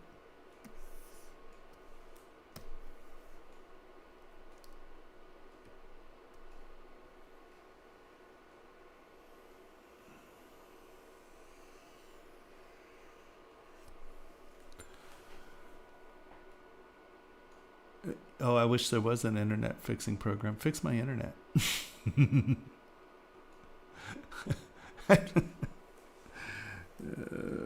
It's so frustrating. And that program exists. I know about it. Have a Snickers. You know, you could just start sculpting a beer stein. Ooh. I could start sculpting a beer stein, couldn't I?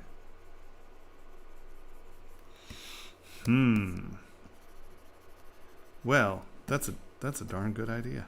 It's Someone asked something about a flourish earlier. So architectural flourishes, this is really my suggestion for sculpted ones. And that is, don't make them flat. Have contrapposto going on even in the curves, right? So don't just run something up the center. Run the center line from edge to edge. That will have implied motion. There's weight in the curve, and that makes it a much more compelling thing because you get like a double contrapposto, which is super sexy. And then the other thing is change the direction of the scoops, where if you have one being convex and one being concave, you wind up with very different reflective surfaces, and it creates for a much more dynamic thing. And as it gets smaller and you move it around, the light will travel along the curves. So convex, concave, and then normally I won't just run a half round up the center. Often, and I mean I'm making this a little big at the moment, but so you can see it, often I will turn this into a flat, and it won't always be the same thickness and blah blah blah, but trying to illustrate this for you. And by taking the top lip and instead of making it like a half round vein, I tend to come in and make it a flat surface, and then that gives you a really nice reflective surface that light can travel along when you're working. Here, let's see how it's bright, and as it moves around, it's super bright. And since this is a scoop, and this is a bow, convex, concave, they reflect differently, and you get much more thin, elegant lines, right? See how thin that looks with the reflectivity? And in here, you're losing, you're getting dark, you get high, but this is dark in here because the scoops. And so it just makes a much more dynamic form.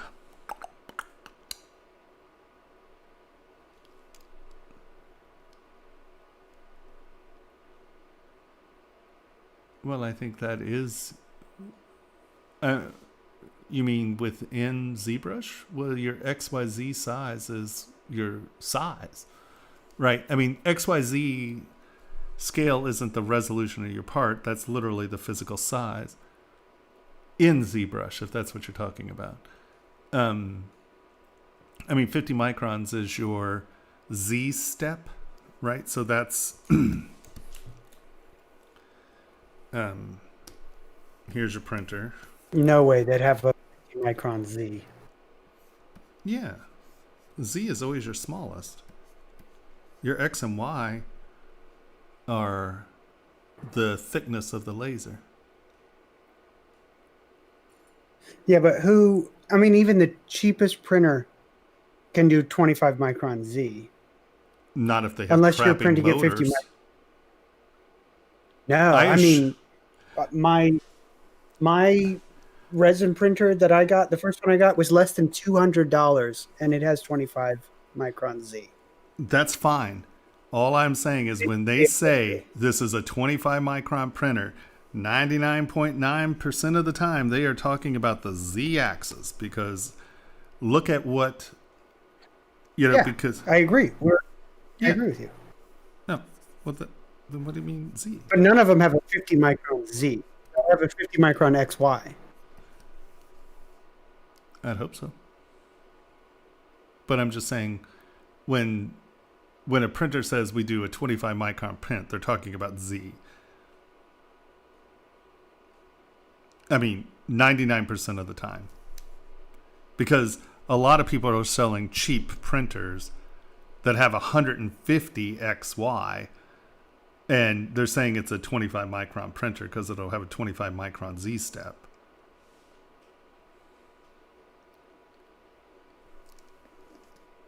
Okay, fine. We'll stop talking because obviously I'm saying something wrong.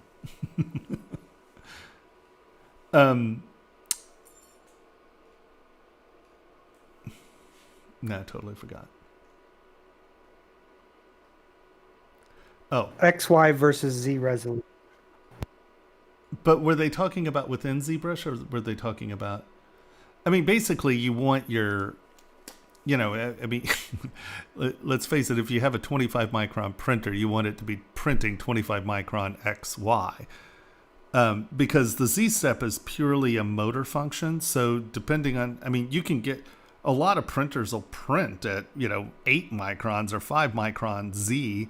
They just need one, really good stepping motors, and then two, who cares if it's a 5 micron Z step if it's a 150 micron thick laser. I think the question is about Scale turning inside. micron into real, like, is 1 millimeter by 1 millimeter too big or too small if my printer says it's got a 25 micron Z? Well, I would say 1 millimeter is huge if you're dealing with micron or 25 micron step. So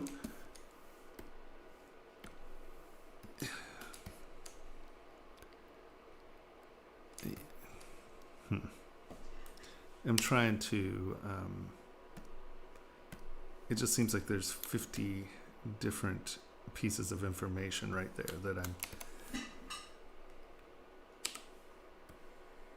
that I'm not wrapping my head around properly. I feel like this is me not understanding the question. Like, I'm just trying to figure out what is it that they're actually trying to I think they want you to say, if I'm sculpting a detail, what is the smallest world size I can make at it? 50 microns. Yeah. Okay. So I would say that you can get away, like, it.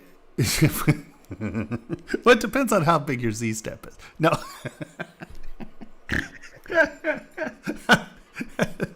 I'm kidding. I would say that you could get away with like 3/10 to 4/10 of a millimeter step detail, right? Surface detail. 1 millimeter is thick, right? I mean, like, especially for wire or linear detail. And what I mean by linear detail, hold on, let's go to this. So here's the big difference, okay? So there's surface detail, and then there's what I call linear detail. And so surface detail is this. And that is how fine a step on the surface can you get and it'll show up. Right? And you can see these are little steps, and this is surface detail, or what I call surface detail. And I'm going to just punch this a little here.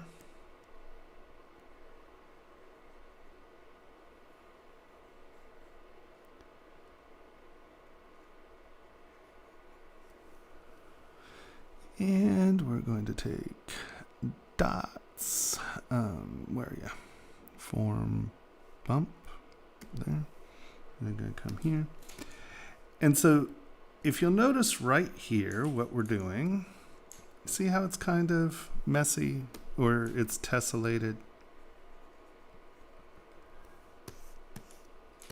So on this, I'm using my surface resolution, which is about 1 million polys, to kind of show you what you can and can't get in the sense of surface detail, right?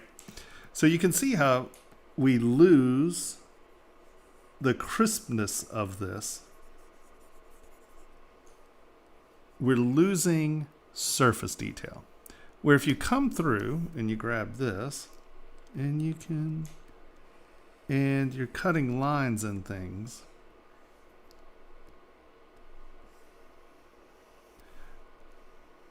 this linear detail, even if it's furry like that, you can see how it's all tessellated and weird. But if we come back here it looks fine, right? So linear detail shows up fine at lower resolutions.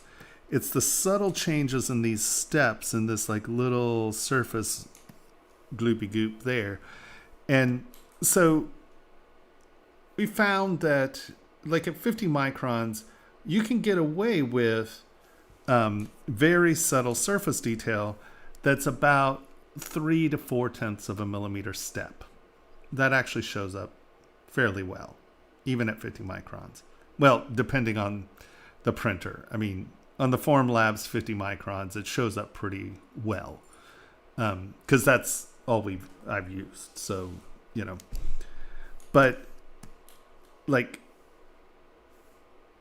you know, if we divide this or go to a higher resolution, you can see how this clears up, and I can come in here and put sharp detail in. No, that's the wrong brush. And you can see by upping my definition, I can have much more subtle changes here. Well, you got to figure that your laser works sort of like the resolution here. So the smaller the laser, the sharper and crisper these edges can be.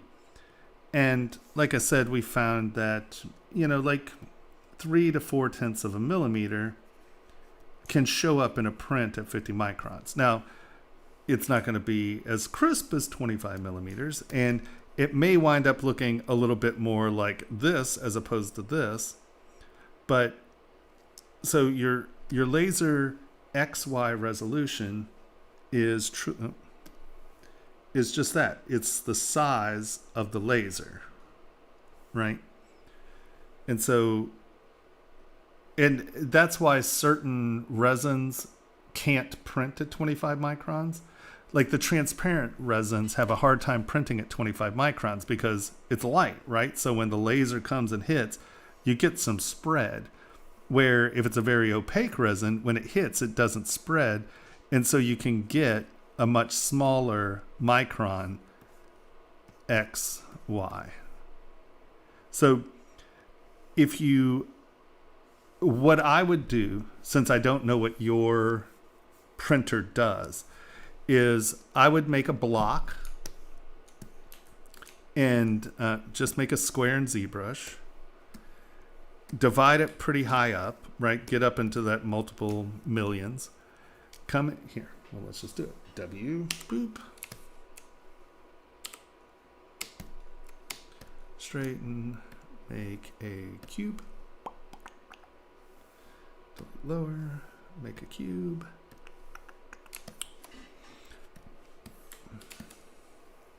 And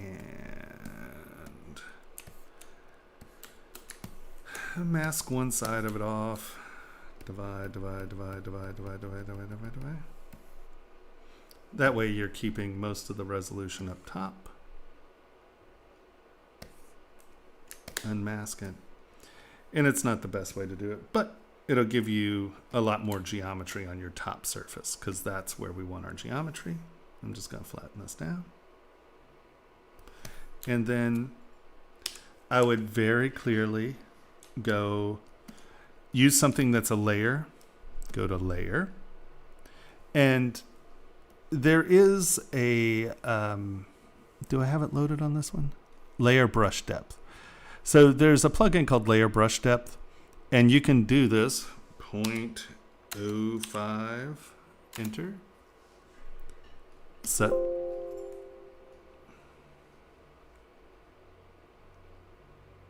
Oh, how big is this model?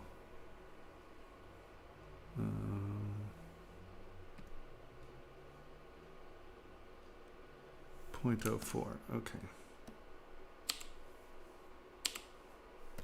We have to make this much bigger. Layer depth brush, 0.05.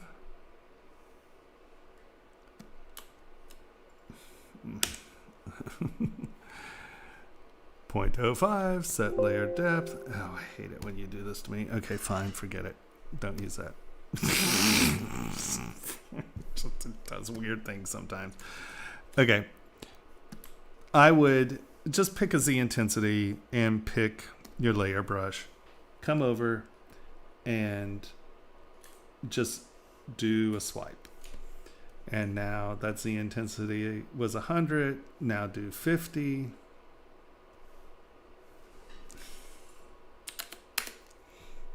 And do a swipe. And now do 25. Do a swipe. Do 10. Do a swipe. And so, and I would, break it up in as many, do 10, do 12, do 14, do 16, do 18. And then once you've done those, you can come back over here and boop, knock that off, come in. And from this height here, you can measure these lines, right? So we go W, we go Y, we come to our little point, and we drag it down.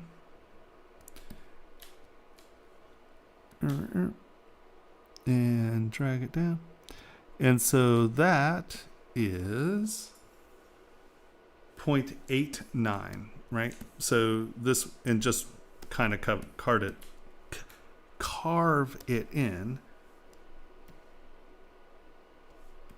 0.89. And then, or might have been 0.8. I don't know what it was. I'm just trying to get you here. And then you come here and you go, okay, I'm going to grab my W. And we're going to grab that, drag it down, hold down shift so it's straight, right? And just get it to where it hits. You'll probably want to make a floor, right? So that's the floor. Now you can take this, move it to there, hold down shift so it's not rotating. So that's 0.3. So that's 0.3 of a millimeter tall, right? And so you go, so that's 0.089. Boom, this is 0.3. This is 0.8. And then, so this is probably 0.1, and that's 0.03 or whatever. And so you write these down, and you literally print this, right? And then it's going to show you what is the least amount that you can get. The other thing I would do is come in. I wish I used to have a calibration block. You know what? Henry, will you remind me to make a calibration block this week? And Aye, Captain. And so do it this way. And then just measure these again, right? Come in here. X, or I mean W. And we measure that.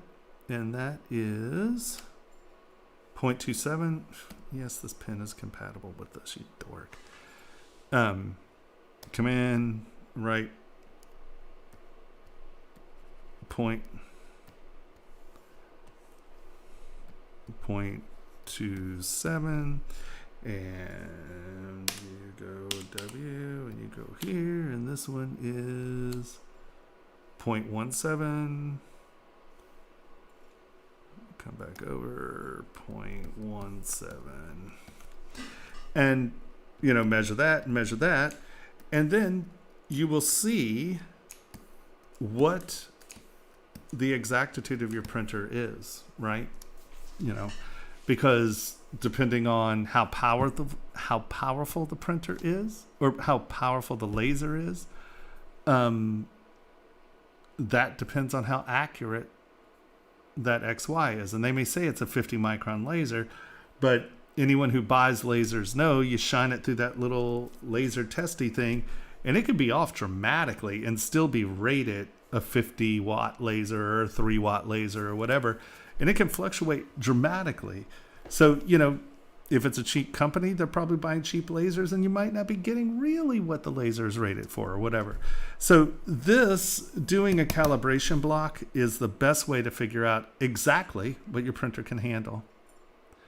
And I'll make one of these and we'll put it up next week.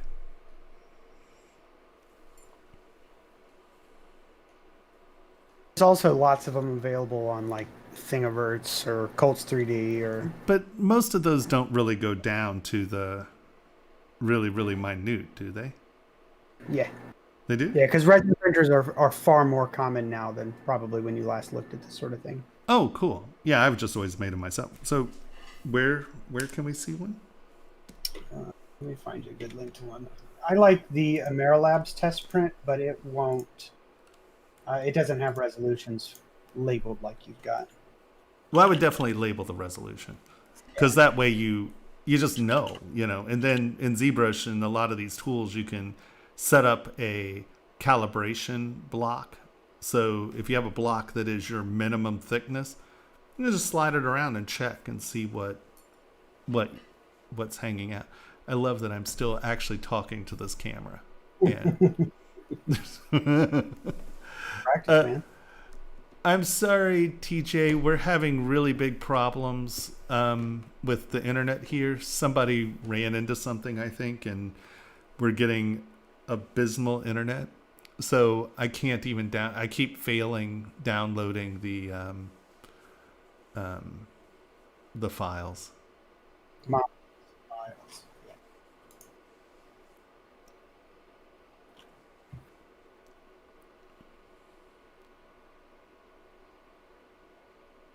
Did you find one? Am I waiting for you? No, I'm sorry. I'm not pushing. I wouldn't. Yeah, I wouldn't wait for me. I'm looking for one that has them labeled like you do. Okay. There's lots of them that go down that small, but nobody has numbers. Cool. Well, if you find a good block, I guess we can just label it. Yeah, I'll make a look for it. All right. So, actually, I'm going to play with... Where is Curve Lathe? Where is it? Curve Lathe.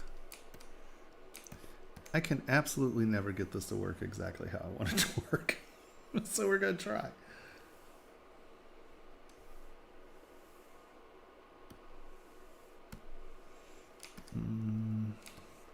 All right. So I want something that goes like... No, where's Curve Lathe? Oh, I forget.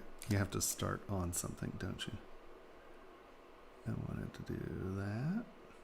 No, that's not really what I wanted to do. Okay, I need a center line. First thing important when lathing, center line. Center line. There we go. That's our center line. And now, curve lathe. Where'd you go? Where'd my brush go? Did I kill my brush palette? I think I did. All right, curve lathe. So we want...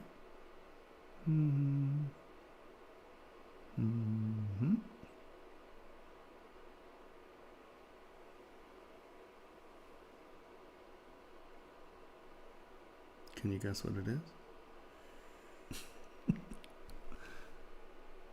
Yeah, there we go. It worked.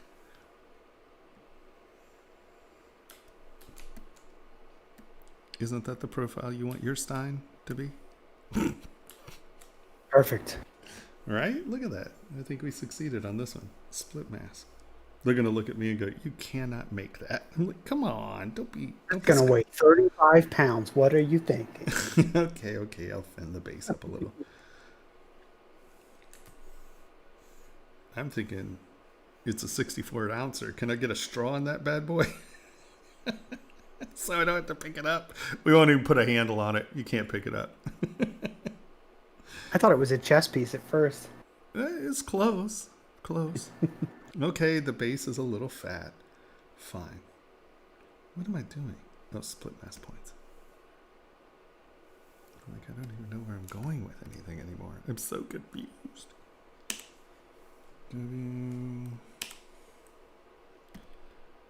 Come on, you. Taper.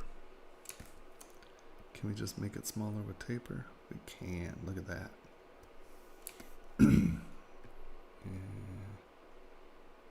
Huh. That's better. Huh? That's 20,000. That's a lot. Okay. Accept. Much better. And now what? Oh.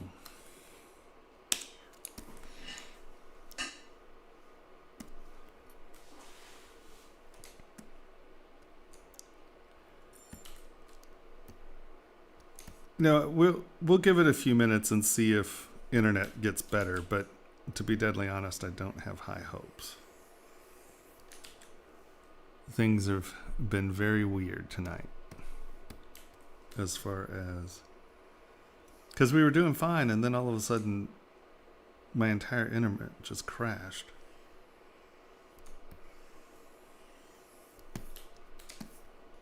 Okay. So now let's crease this. So I can oof. Wow, what happened there? Oh. Face masking happened.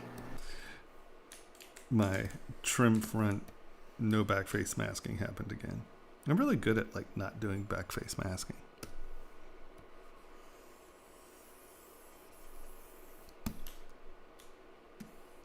That's okay. So now we're going to...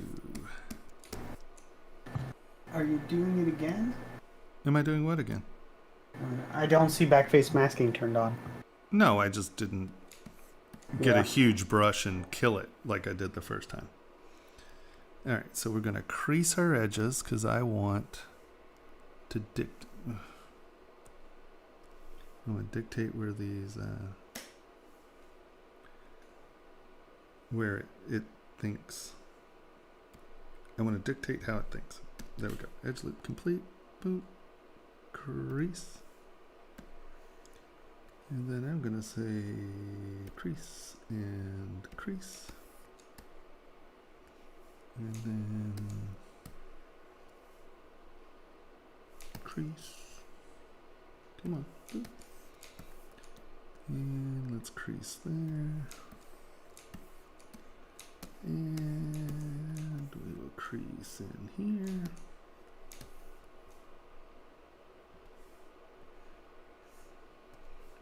Let's crease there.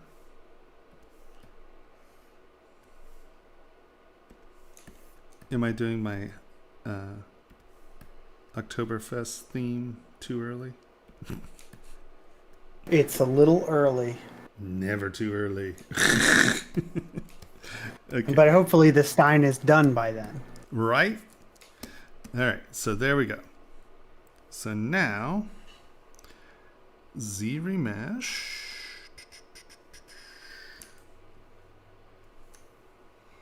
I don't want to be adaptive. Let's just go, what are we at? We're at 20,000. Let's do the same. Turn adaptive off.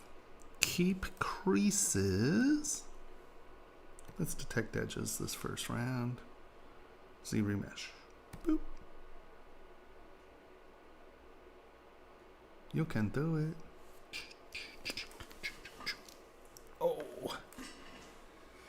What does trim front do differently than the planar brushes? Trim front is based on camera. So whatever you have facing the screen, right? So here, let's go to trim front.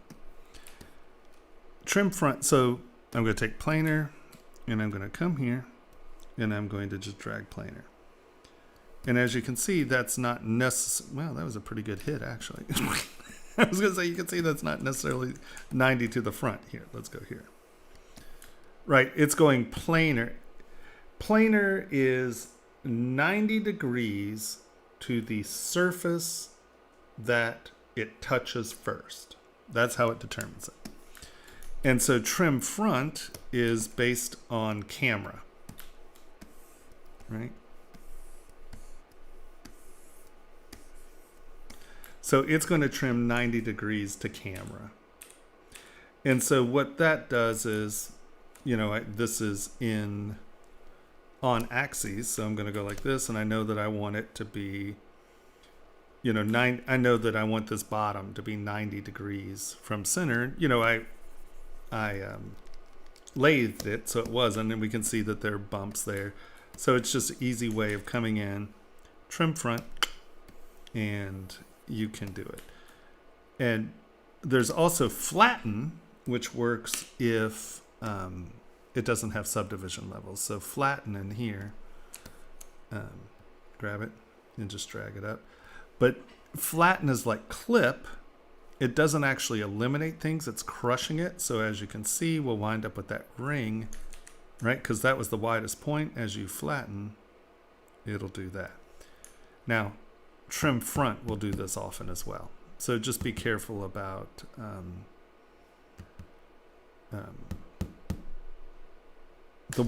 just remember when you do these things, the widest point you start at is what it's going to transfer down, if that makes sense. I think it's visually easier to see than what I just said. Do as I show, not as I say. Is that what? I think that's still a good policy. Okay, cute. And so now we didn't really get enough detect edges for it to be really useful. So I'm going to do Control W, turn off detect edges, keep creases, ZRemesh. Oh no, that was same. I didn't want it to do the same. It's, oh, look, detected edges a lot better that time, didn't it? All right, well, good on you. And so now we're going to go to half. No, we're going to duplicate this first. ZRemesh. Boop. And let's hide this one so we can see what's going on. We're at 6,000, half. We're at 2,000, well, almost 3,000. So this will be 146, okay. And now we hit it one more time. That'll take us to 761. And I am perfectly content to start subdividing now at 761. So I'm going to divide. And now I'm going to uncrease all, because I don't want those creases to be determining my geometry at this point. So now I'm going to divide. And we're going to divide. All right. So 3 1's a good working. We're going to lower our res a couple daps there. Turn this guy on. I'm going to project all. And we're going to turn this guy off. Stop it. We want to be there. So we missed a little bit of that projection. Transparency. And I'm just going to smooth that out. Grab clay and fill it in. Now the reason I'm doing this instead of the projection brush is because I want these to project evenly at this point, since this truly is my base mesh, where if you are using the projection brush, it pulls in the direction that where you touch. Okay, here, how can I show you this? So this is going 90 degrees from these surfaces, and it's looking for the inside surface of this model. Where if I use projection brush, if I'm touching it facing this angle, it's going to pull everything toward 90 degrees to where I'm touching, right? So if I'm touching at this angle, it's going to drag this stuff up. And so I don't want to do that right now. I want it to think 90 degrees from the surface. So I'm just going to fill it in with clay a little and then reproject all. Boop. And now you can see that this isn't distorted. You do see, though, oh, interesting. See this weird little pinching? That is because of the projection distance. And this is where you have to be careful, and this is why you just don't crank your distance up, is because you will wind up with seams like these. And these are created by, because I had that crease in there, right? So it kept both of those creases in place, but what that allowed it to do is these were too close for the projection to look for. And so you wind up with this weird pinch because one surface is going over the other surface because they are within the projection distance. And I know that was a convoluted, mouthy non-explanation, and I will show you in just a second. Let me smooth this out. Really, I should be doing this in radial symmetry, so it's smooth and equal, not just me being goofy. X, Y are 100. And is this not center? Probably not.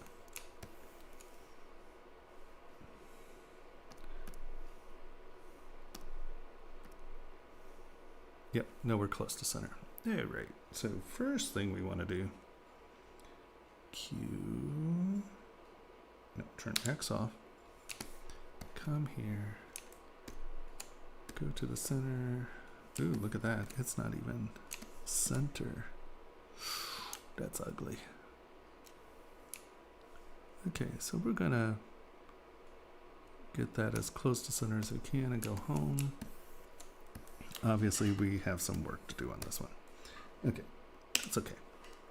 So let's go back to this projection distance concept. We have, right, there was that little step.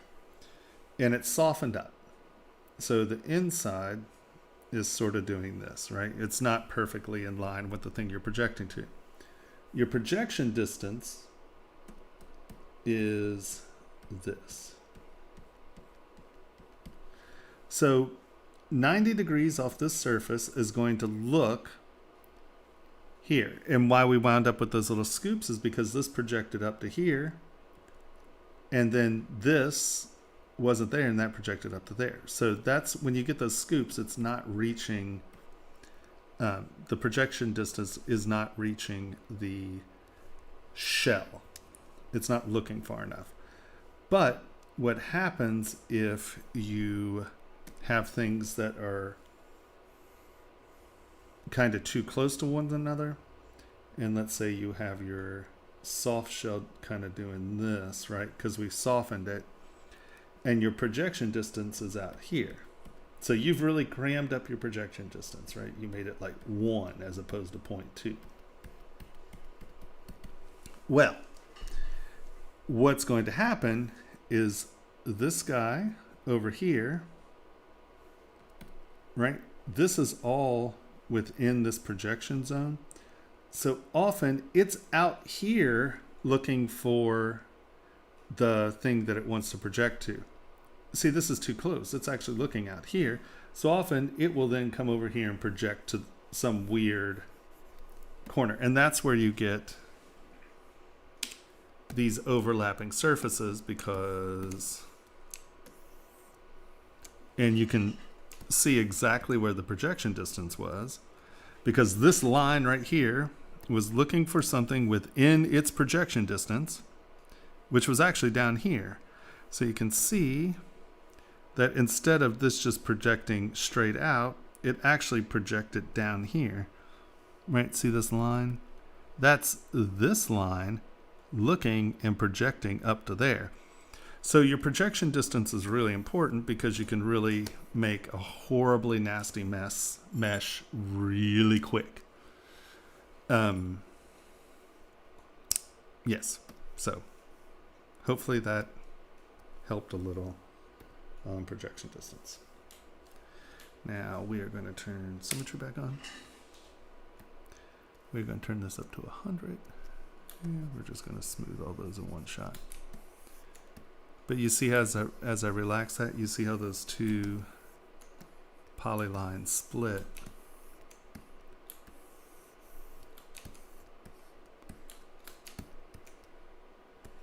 Does that make sense to everyone?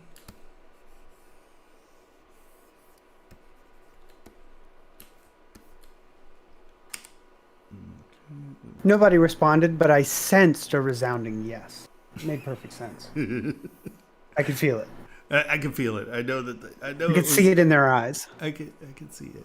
I can see it in their mouse strokes or whatever. Yeah, I still don't have an image of me. And let's see. Hold on. I'm going to try to download something just to see if we'll ever get back to that.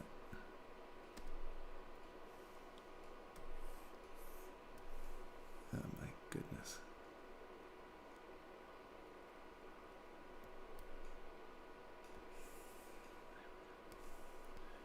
Okay, you do your thing and let's see what happens.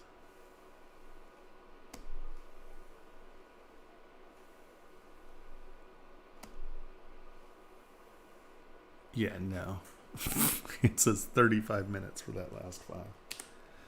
All right, guys. Sorry, I think we're kind of hosed for critiques tonight. Would you all like me to continue on with it? Well, I guess I should go for a little bit longer, huh? Henry? Yeah, I mean, you might as well. If people have questions, Yeah, feel free to if ask anyone them. has questions, please ask. We did have a question a while ago, which was a little too unrelated. But if we're just doing general Q&A, probably a good time for it. What was it? You're like, I don't remember. Is it possible? No, I got it right here. From Mimi Komiko. Advice on making flower engravings on an armored plate. You mean like for a character, like armor? And you want it, so do you want it just be flower designs, Yeah. or do you want it to be actually look like engraving?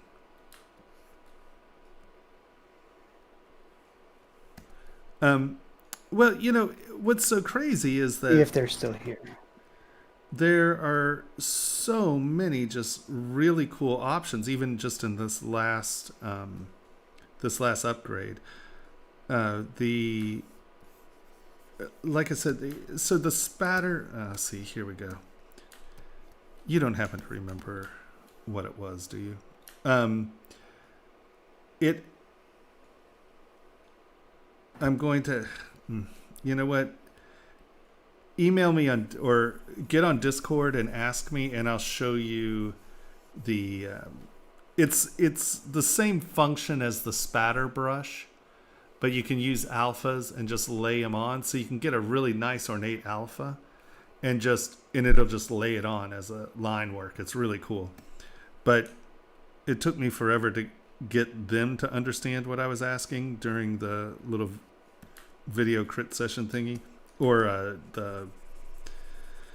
my god, I can't even think of what you would call it. It's not the beta they showed the live streamers sort of a lot of the new features, and I asked some questions about it, and sorry, I've just been so distracted with my computer grief at home that like I said, I haven't spent a ton of time playing with the new features. But if in Discord, in our Discord, not Pixologic's Discord, if you bring this up to me this week, I will I'll find the feature and I'll show you. Like we can do a live little thing on Discord and or GoToMeeting, and I'll show you the easiest. To answer the engraving question? Yeah, because there's a really nice, cool feature that is super easy, especially if you're using reference material. It's super easy, and it's really crisp and sharp, and it ties to the surface. And I just can't remember. So it's sort of like if you look at the spatter brush, or what's it called? Is it spatter brush? See, I don't even remember. Whale spit. It's the whale spit brush. Yeah, it's the whale spit brush. Curve. Whale spit. Curve selection, curve snap to surface, but it's tied to an alpha. Isn't it just called the spatter brush? Or my gosh, I'm sorry, Pixologic, I'm a disaster.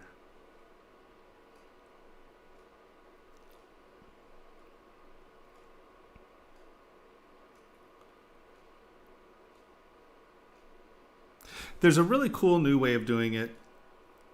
Ask me this week and or wait till next week and I will have an answer for you. I apologize. Like I said, it's been... They're in our Discord. Okay. So yeah, ask me... Hopefully they just ask later this week. Ask me later this week and I will have a far more comprehensive answer for you. Because... Hey, Tomas. Yes. Hey, Yes. Tony. Isn't I think are you talking about the mesh project brush? Yeah, is that what it's called? Because the mesh spatter was the other one. But Yeah. There's mesh project is one where you basically Right. So what you do is you take the alpha. From the alpha, create a mesh project. Right? Or will the mesh project brush take an alpha? Hold on. Well, the mesh project is you just use it's a brush. You use the mesh project. Yeah. I Just think go to your mesh project, your brushes, and open up mesh project. mesh project. Yeah, I think this is it. Okay, so if you take, why didn't mesh project come on? Mesh project. Oh, it's the mask brush. Okay, so hold on. Right. If you make this a drag and you turn alphas on, and let's just take this down.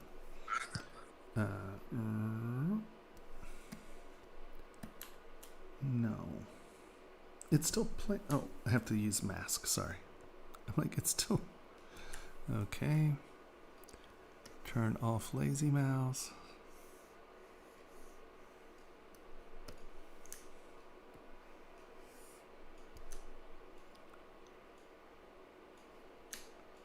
Oh, okay. There we go. Turn on an alpha. And now we do that. Did it?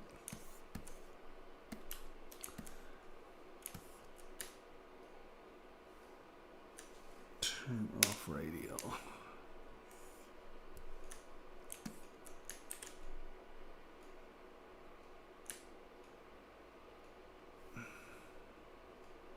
I'm failing on this one.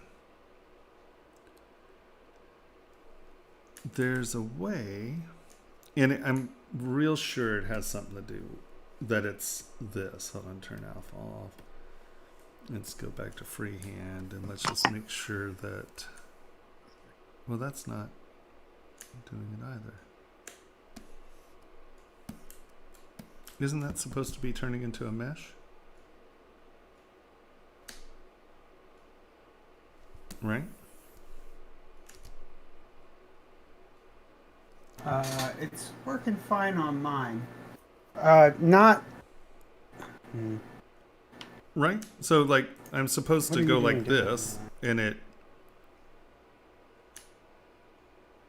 Oh, you have to start. Yeah, you are starting on the model. Why is it painting? You should be drawing a line.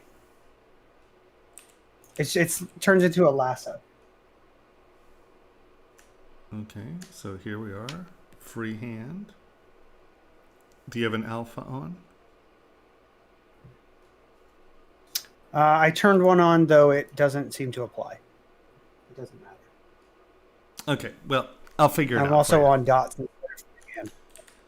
But it's something in this. It's one of the mesh projects, but you assign the alpha to it. Subdivisions. That's 700,000 subdivisions. Is that too low? No, you got to delete lower. It doesn't work with subdivisions. Boom. Boom. Let's try this again. Boom. No. Free here. Alpha off.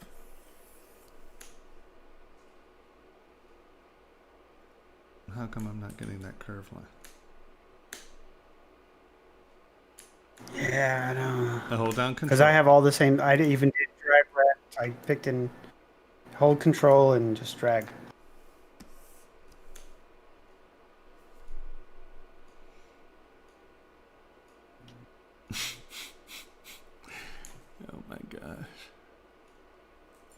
That's It's absurdity fine over here. at its finest.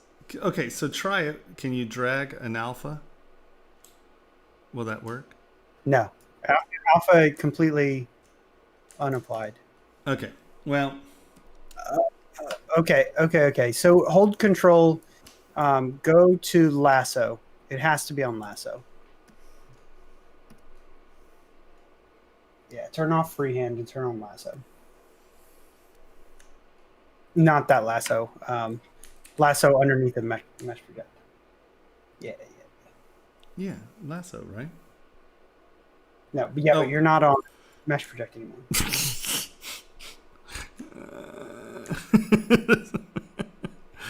Oh my gosh. Paul is just cringing. He's like, stop. Just stop. Okay. All right. All right, so that worked. Now, hold on. Is there I'm going to try it again.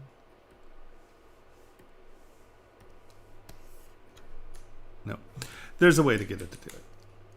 But as you can see that if you can just drag that out, it pops on, it goes on like a little layer. It's awesome.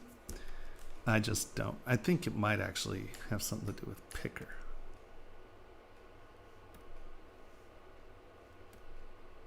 Because I always forget picker exists anymore. This is a new thing. Okay. I will find my notes and I will show you. I apologize, but can't expect miracles. I'm a disaster. Oh man. Tragic. Just tragic. And like you can change it where like it'll tile. Where was that? Okay, I can't think about it. If I think about it, I'm going to drive myself nuts.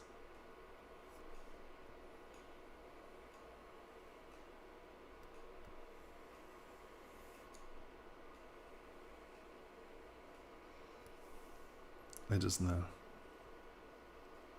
Paul's just psychologically cringing right now. He's like, I even sat there and showed you, you jerk. Oh, Riz, clutch. What? Lord, I to explain it though. Okay, we got it. Mesh project selected. While holding control, change the stroke to rectangle, not draw rectangle, and then apply an alpha. Okay, We will draw so a square of your alpha. rectangle alpha. Hold on, let's turn symmetry on. Thanks. There you go. Oh, there it is. Boop, there we go. Ha ha ha ha ha. Good on you. I was like, it's not hard. There's a way to do it. So you can see that if you have an alpha that is a groovy,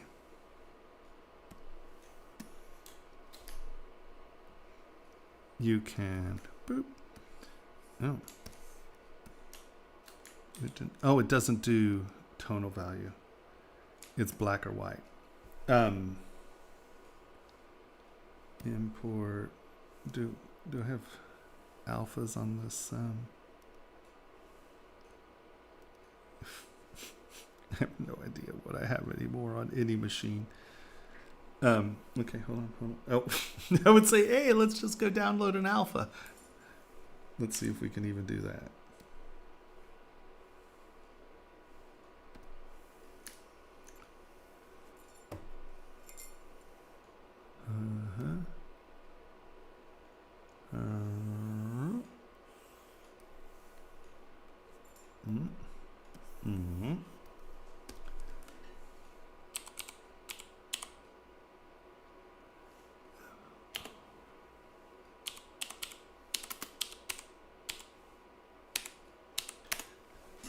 This person's already gone to sleep. I'm just like, oh my gosh. I can't believe I asked this guy a question. It took him 6 hours to do. Okay, let's take you. Boop. Will it allow me to download you?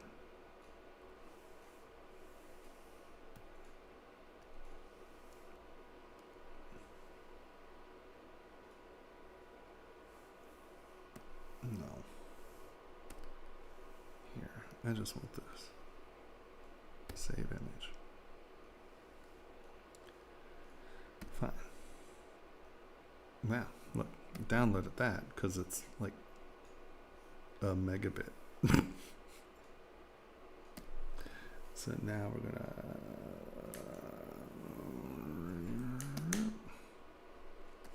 come down here, hold down control, tap on you, import 4, boop boop. But I want my alpha to invert.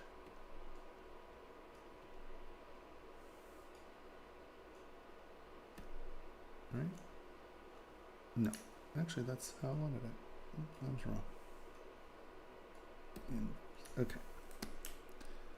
And so you come here, you draw your rectangle, and there you go. And see, it's really nice, sharp, and clean, depending on the resolution of your mesh. It is interesting that it compressed the alpha to be a square, though, isn't it? Or did it just stretch around? Let's do it on something straight here. No, it's compressing it. That's fascinating. So in this tool, because this used to happen a lot in older versions of ZBrush, if you're going to do this for, let's say, a breastplate or something like that, take it into Photoshop and make it a square alpha, and it won't compress this way. But see how it has nice beveled edges and things? And there's a way to adjust some of this stuff, if I'm not mistaken, and you can tile it, if I'm not mistaken. But as you can see, it is a pretty cool, right? And this is so much nicer than extruding a mask, because you get the bevel edges. It's actually very sharp, clean, like you get the dots, and that would never come out if you were just using a mask. So this is super sexy.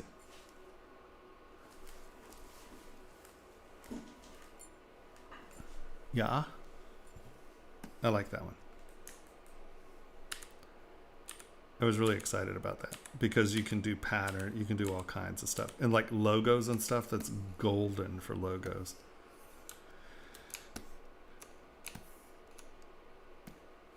It's awesome sauce.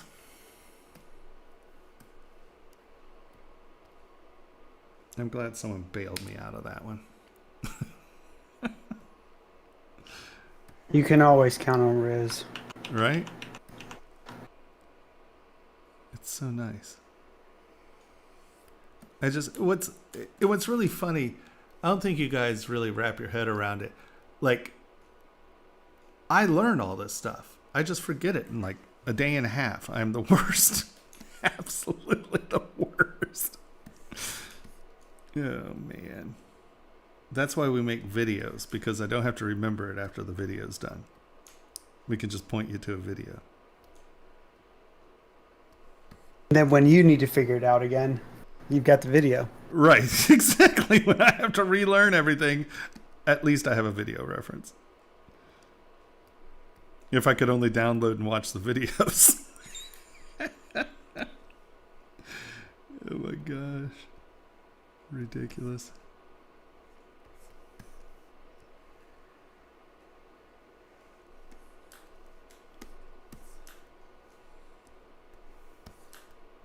Ooh, that was ugly.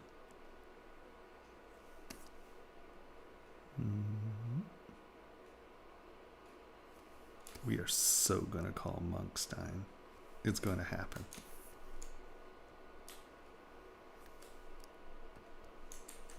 I support you. As long as they handle the manufacturing. They do.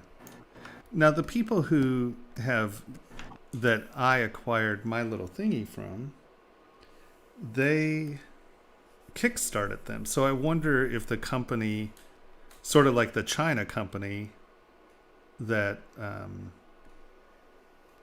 Calamity Ware, you know, they do all the prelim. They're used to dealing with Kickstarters. You know what I mean? Did that sentence make any sense at all? I know what you meant. Because then you're not buying everything up front. You get the design proofs and all of that. And then if it's funded, they want their money.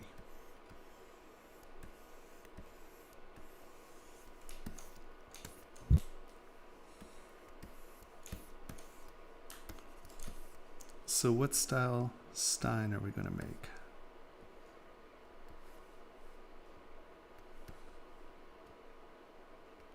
Couldn't tell you. Don't know enough about it. Well, I'm just Ask Juan. He started all this mess. something terribly disturbing. I mean, like, no, I mean, like, what motif am I doing? Because they obviously like monsters and stuff, because they did Baphomet and Cthulhu and Krampus.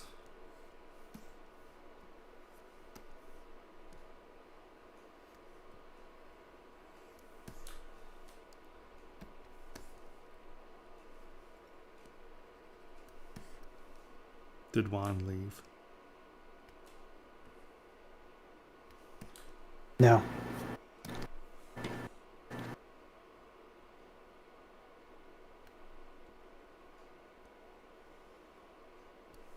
Oh, what happened? Oh, I've been doing this with an alpha on.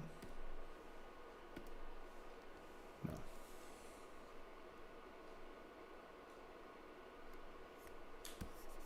Customsteins.com. Yeah, You but send them a 3D artwork, and they will send you 200 pieces, 250 pieces. There's a molding fee, etc., etc. really? God, they're expensive. Yeah. If you want them from China, it's significantly cheaper. If you want them in Germany, it's $3,000 to $5,000 for 100 pieces with molding fees. Holy Hannah. But they're using the real China and the real dye, or the real. Oh, yeah. Yeah. Isn't Monkstein in like. Yeah, they're in Portland. Oh, I can just go visit them. Yep. I sent you their address already. Oh, awesome. How did I lose my. Oh. You see what we did? Or do you see what I did? Duplicate. And then I need to take you all the way back to where I have my subdivisions, because this model has no subdivisions.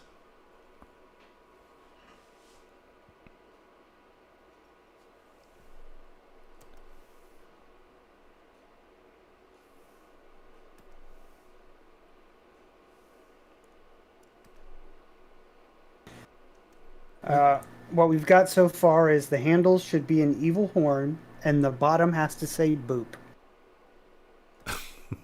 Okay. An evil horn and boop. I think we can get that covered. I say you cover the whole thing in all of your mask beads. Just do no mask. Yeah, I mean that wouldn't be an exciting thing to watch you do. just project all those beads onto there, but Well, we could make do, for a actually, wicked you know, we thing. could pick, we could probably do, because they like scenes, but then again, we're not necessarily making it for them to sell. We're, I was going to say, we could do the Hanya theme, or we could just pick some good yokai and just do weird Japanese monsters. I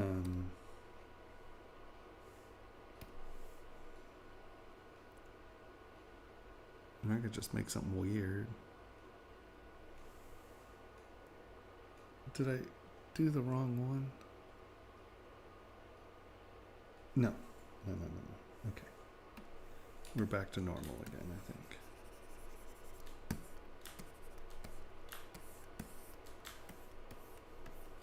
But it needs to be something that is ZBJW oriented, correct? Or does that matter? No, I don't think that matters. Okay. Because, like, Abraham isn't ZBJW oriented, and We're not so- that's not going to stop me from making a t-shirt out of it.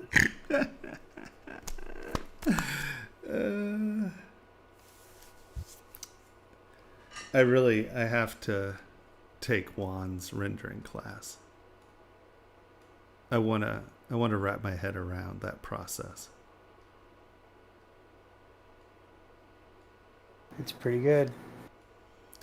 And did anyone has anyone out there done the so much NPR? I purchased it the other day, and it's really good for sketching out quick renders or just getting basic NPRs out with. I mean, it's almost effortless. But after taking the rendering class, it's a little bit limiting if you want to do more advanced stuff. Or I don't know how to use the tool very well yet. Let's say that. Okay. It's probably more accurate. I was gonna say, but is it a way to generate that first round model that you said actually is difficult to come up with? No. Oh, okay. No, because that's actual sculpting. Like, you have to get in there with pinch and dam standard and just dig really hard lines in there so that they show up in the NPR. That's frustrating. But so much NPR will get you to a place where you're looking at the model in that context much faster than if you don't have the tool. Right. Sure.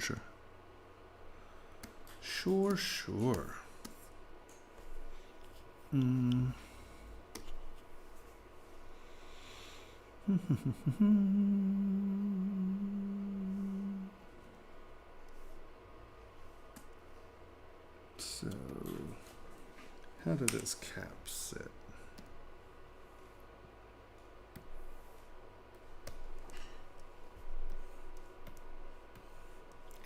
Everybody stop.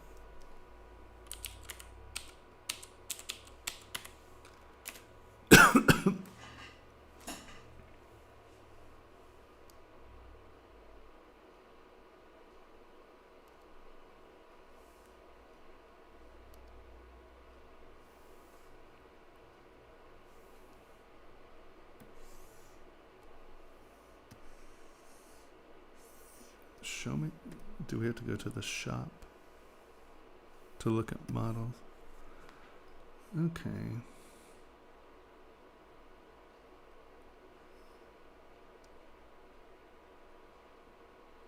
So I have this one, and I had this one, but that went to Harry.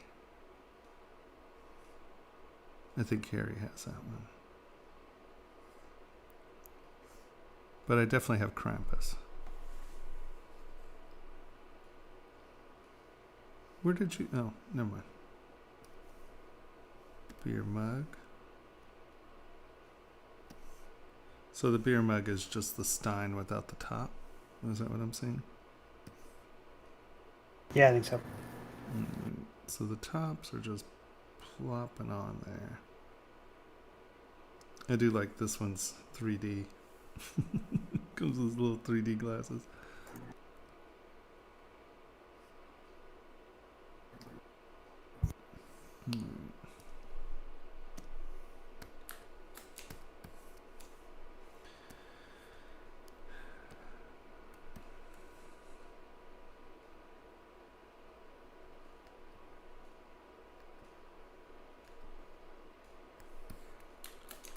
Thing is, the details can't be too fine because it is a press mold, if I'm not mistaken.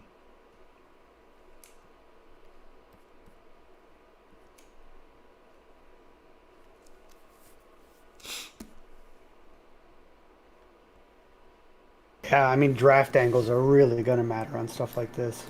Yeah. And you don't want sharp. You want all those intersections to be soft. Because if they're sharp, when it's fired, that becomes a weak spot. You can really blow your parts to pieces.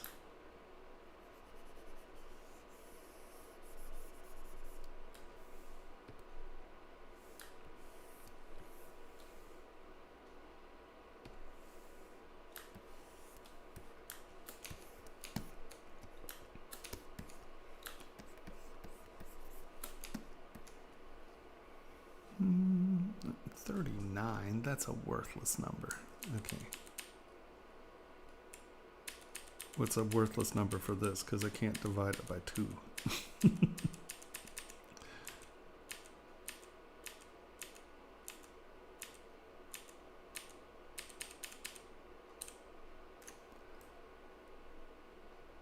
So anyone out there, please feel free to ask anything. We're having problems with the crits. I can't download anything because of our connection.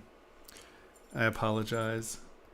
We'll probably go on for another 30, 40 minutes. If no one has any questions, we'll probably call it quits then, because I'm a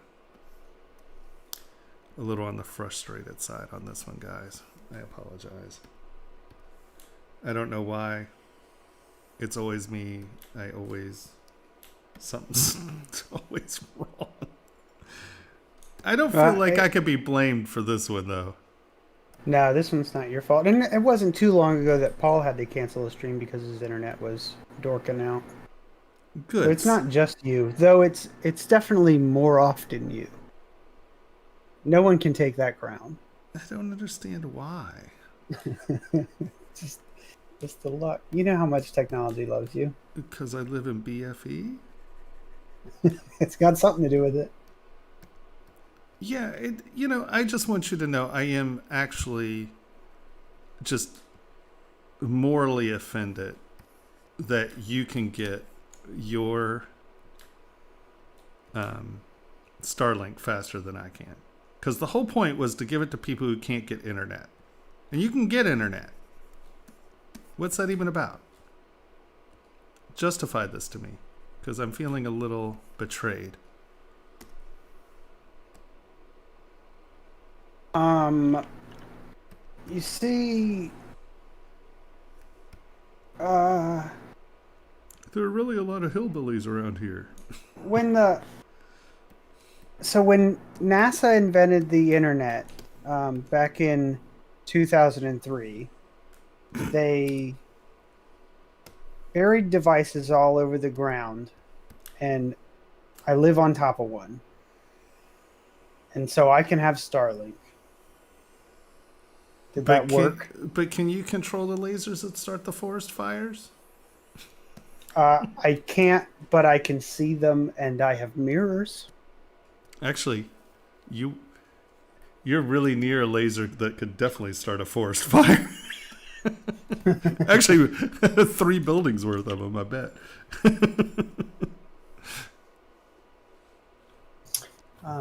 So Mimi wants to ask a question, and yes, you can post your picture, post a link to it. Tomas, of all your jewelry designs that have gone commercial that you don't have NDAs for, what's your favorite? Oh, it's so impossible.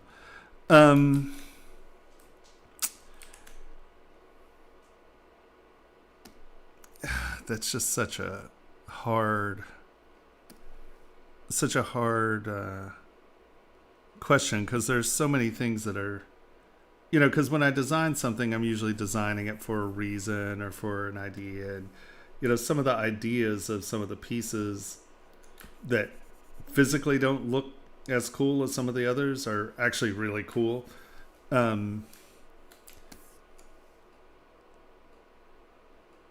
don't even know how to even approach that. Here, let's do this. Is it going to let me just... I'll try and browse the internet. Just use your words.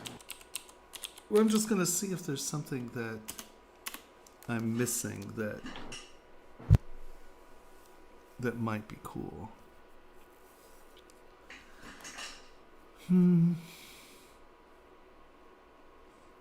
I do love the table. I know that's not a piece of jewelry, but the table's pretty rad. You know, in all reality, this piece with all the inlays and stuff, you can't see it because it was designed for Shinya. But Shinya and Sarah's 11th anniversary rings were pretty darn cool. But this series, when we were making some of these with the rose gold inlays, are really neat. This one just has an eye in it. The steampunk one actually had like train gears and stuff that were different, and the little smoke pipes that came out the top. That was a cool piece. Let's see. What else? I liked my Trump. I have to say that this Aztec piece is really a neat piece. Like in person, it has a lot of personality. It's a pretty good part. Yeah, this one's just really cool. Because, see, that's a rose gold inset, and there's a rose gold inset in its forehead. I thought this one was funny because the piece came out in some ways better than the logo, and they were like, "Oh, you're a jerk."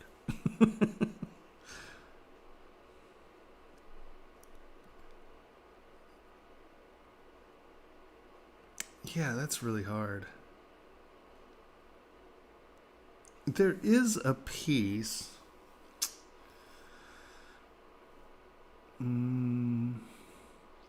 How can I find it? Let's do...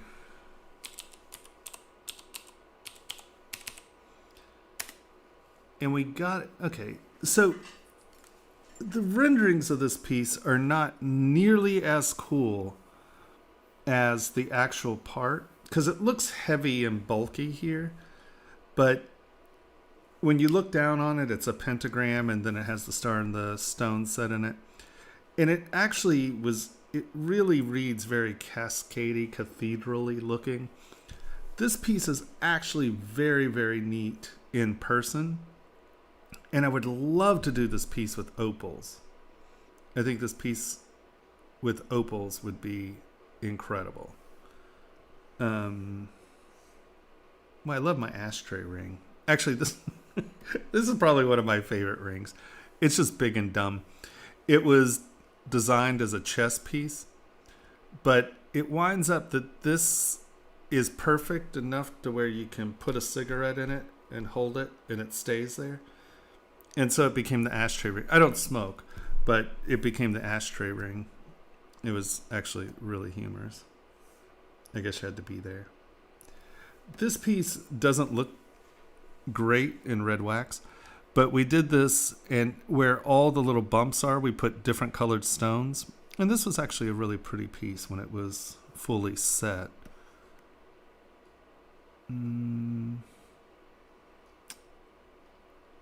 Oh, you know. So this was sort of, the traditional Jewish wedding rings, so in the synagogues, there used to be a ring that was the synagogues, and it often was a physical representation of the synagogue, and it would be used in the wedding ceremony. And I made a series of this is missing a part. There's a whole frame that goes around this. This is just showing you there's the chalice on the inside. But I made a series of these, and they were actually, I hammered all of the Hebrew onto the bricks, so they were each bricked, and then they were stamped. And Microstamp made all these little, really tiny stamps out of Hebrew, because we at the time we just couldn't get the resolution for the text to read. And there's the passage of whatever the wedding ceremony thing is, and we literally hand stamped all of the text into the little bricks on the building, and then it opened up and it had a representation of the older.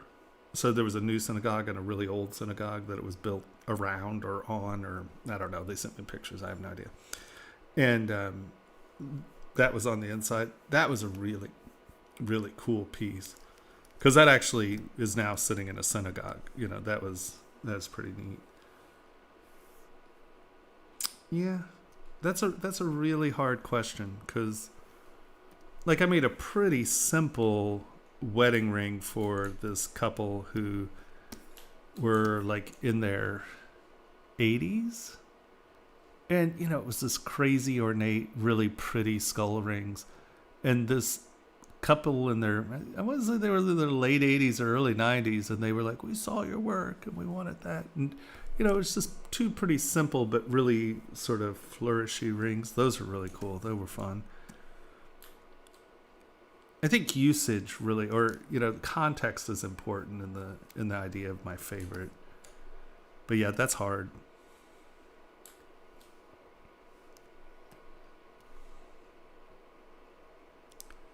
Because what's really funny is that I feel like I'm probably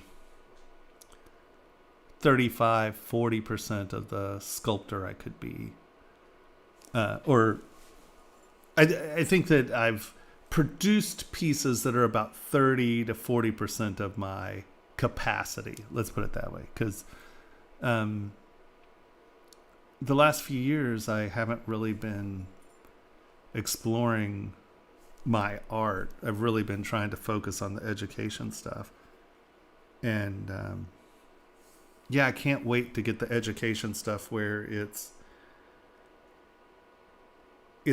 you know, generating itself, and we have enough videos to where no one's going to run out of material anytime soon.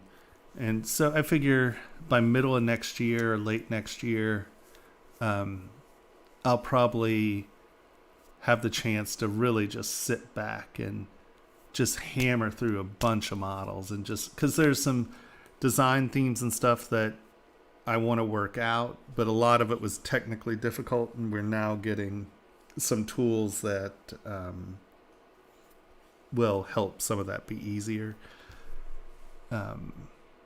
So I have a lot of ideas, and I just haven't, it's really just been, let's get this education thing up going and really be there for the people, and then the people will help that come along, because it's not just a class, you know, it's a community. And I think that I think by middle of next year, the end of next year, I should have a little bit more stuff ready to go out and be interesting and exciting, because man, the technical advancements they make every year with ZBrush just blow me away, and it's just really cool to know what, you know, to know their capacities of things that when I started doing this were really hard, and now it's crazy. I mean, it's like the capacity of this program has changed so much over the last 16 years. And so we have a question about how to do something in ZBrush. Okay. That I think finding the capacity within the program to do it is difficult for someone who's a beginner, even if you're not really ever sure how they're doing it. So there's a link.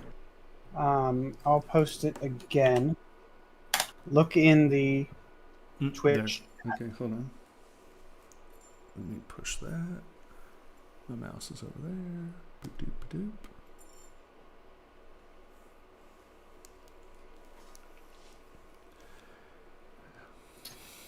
So the question is, Mimi finds it really difficult to punch all those holes through, like you see in the headpiece. Hold on. They have so much geometry already. How do you punch all those holes? Do you mean like these holes back here? Is that what we're talking about? Yeah. Like Well, and these? in all of this person's work, there is a ton of like filigree sort of style where there's a flat plane and a ton of holes through it. Sure. So like a lot of lacy sort of. Mm-hmm. Why have I not seen this? This is a lovely illustration. Is this it's hard. My contrast is pretty low. Is that a skull behind like a drapery sort of thing? Or is it more like an architectural structure in there? I think it's a little of both. There's definitely a face with glowing eyes, Yeah. and the headpiece sort of turns into a very medieval cathedral. Yeah.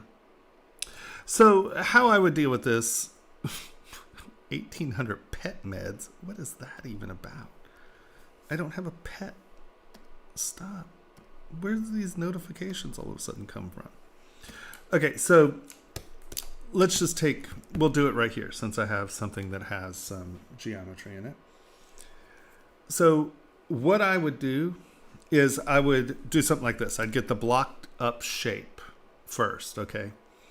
And then I would duplicate this model.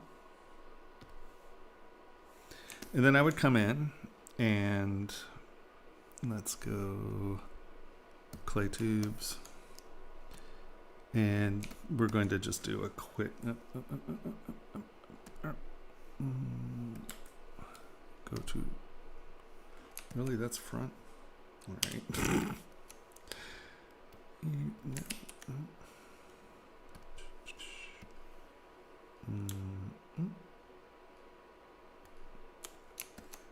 And there we go.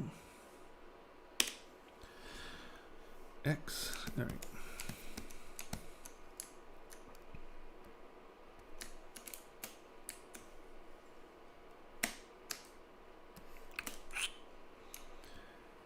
And is that masking? No.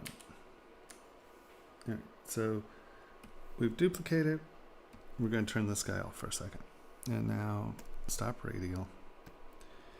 And I'm just going to do sort of a quickie version of what we had there, right? So I'm going to come in here and I'm going to turn this up a little more so we can kind of kick through this a little quicker.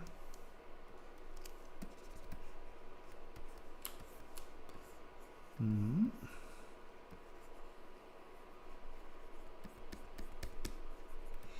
And you spend your time and you get it sculpted sort of how you want it. And you spend your time and get, it where you want it, right? We're not doing anything. We're not blocking out. Well, I mean, we are blocking out first, but I mean, you're going to take this all the way to the point where it's done. And let's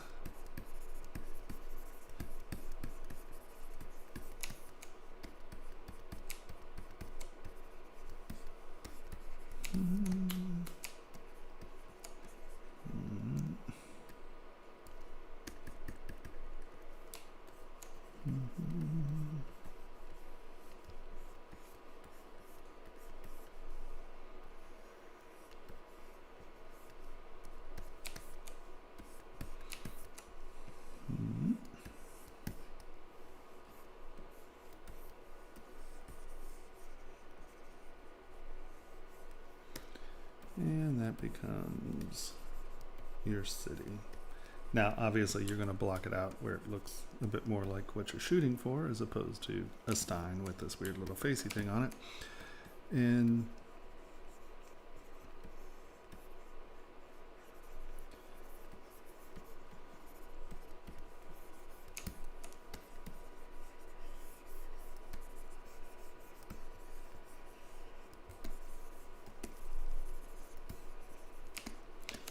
you come back in and sculpt it to whatever it's going to be.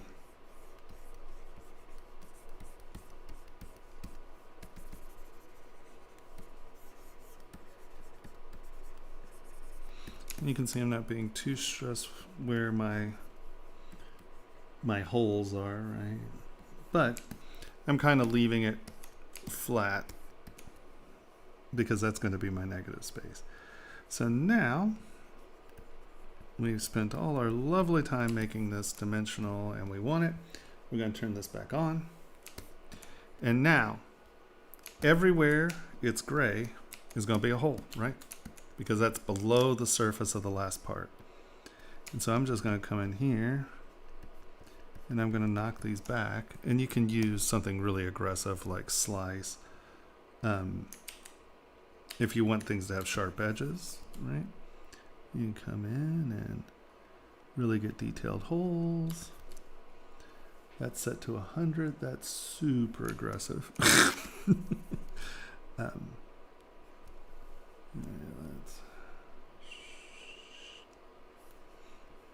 And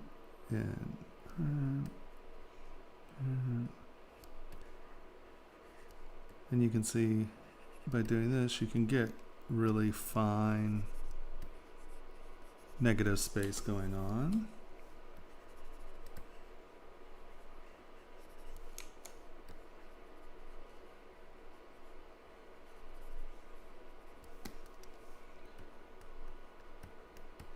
And make it, you know, architectural, whatever you want it to be.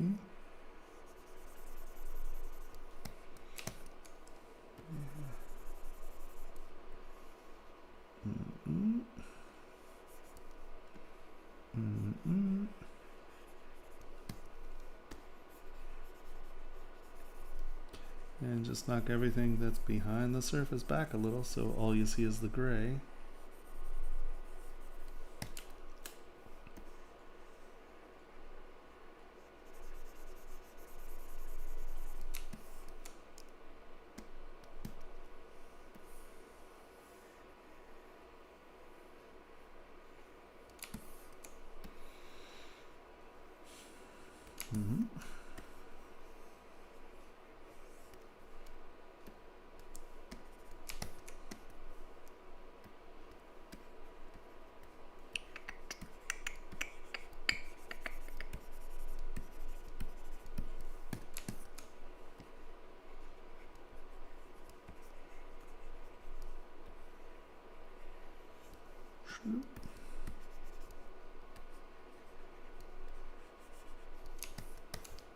Right.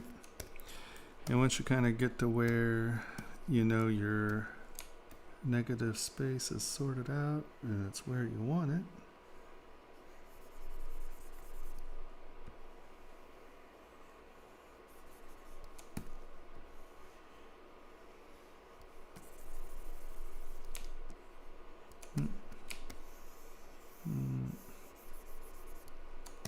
blah, blah. Okay. So now you've pushed everything back. You then come back in and just make sure, you know, your edges are clean and sorted out. And you get your final sculpt in. And you put all your little fine detail in. You get it to where you want it. And then I'm just going to live Boolean instead of Boolean. Turn transparency off. Make that a negative, turn that on, make that start, live Boolean, and there you go. You now have a very ornate filigree form. I think that's the easiest way to get a specific shaped filigree pattern the easiest.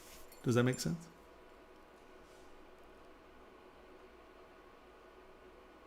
Yeah, transparency. I was in transparency mode, and that's where the gray was coming from. That's my cutter.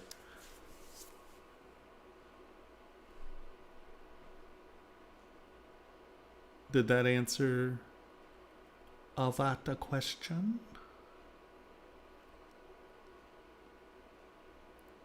Sure did. Cool.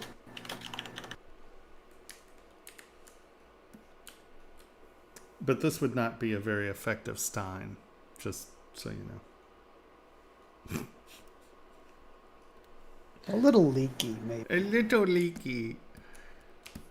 There's a famous Bavarian puzzle stein, and it has holes, and you have to hold your finger over like 2 of the holes when you drink, because if you don't, it spills all over you.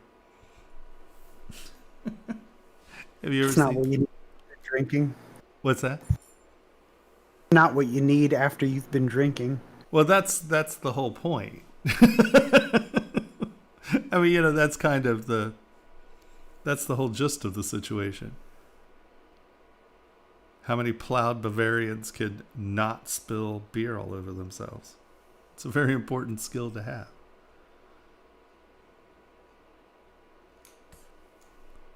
All right. Nope.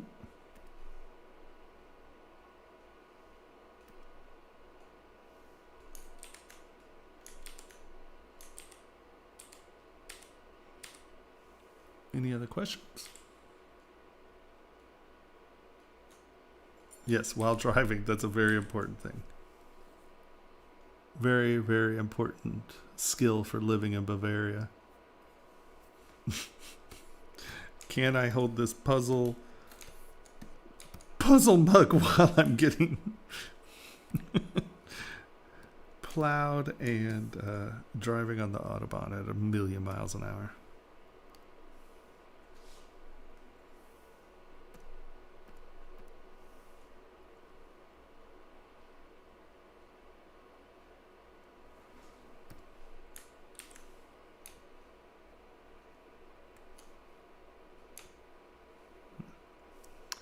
Not the same number there. Poop. All right. So, kind and gentle folk, do we have any questions?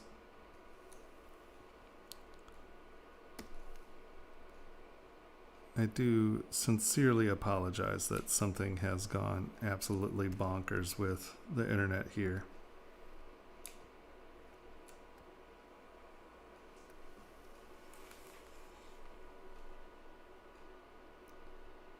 Good night, Finor.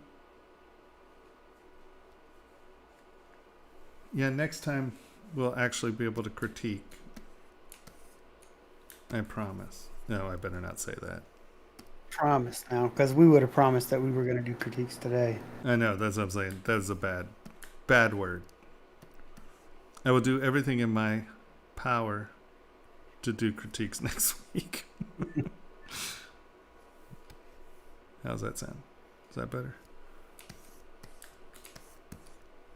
Yep. Considering we have almost no power, it is extremely accurate. Right, exactly. That's where I was going with that. I have no power. Not in this one, that's for sure. Okay,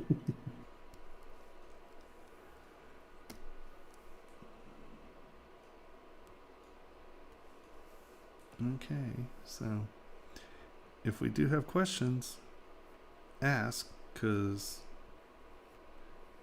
I don't think you guys want to sit here and watch me for hours sculpt on this. Just You know what? I think they probably do.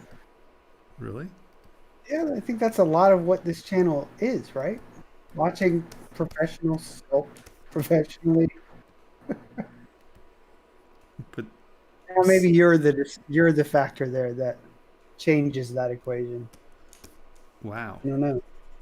I'm saying I think that's what you're saying. No, I don't know. All I know is we get a lot more people watching the crits. I think those are more compelling.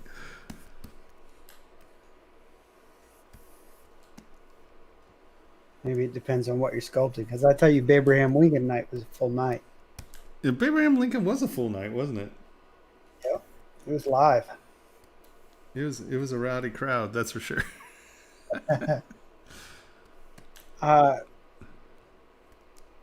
So, Paulo wants you to explain how the course is set up, which I assume he means ZBJW. In what context? So, okay. So first of all, it's not really a class; it's a education platform. And the difference is that a class covers one thing, and usually you get it's covering from A to Z or A to B, right? Where we have the premise of the site is that we never stop making videos, or we will continue to make videos about all kinds of things all the time. And so, if people are like, oh, can you make a video about printing furniture, or large scale printing? Well, then we'll, when we get to the situation where we're printing something large, then we will,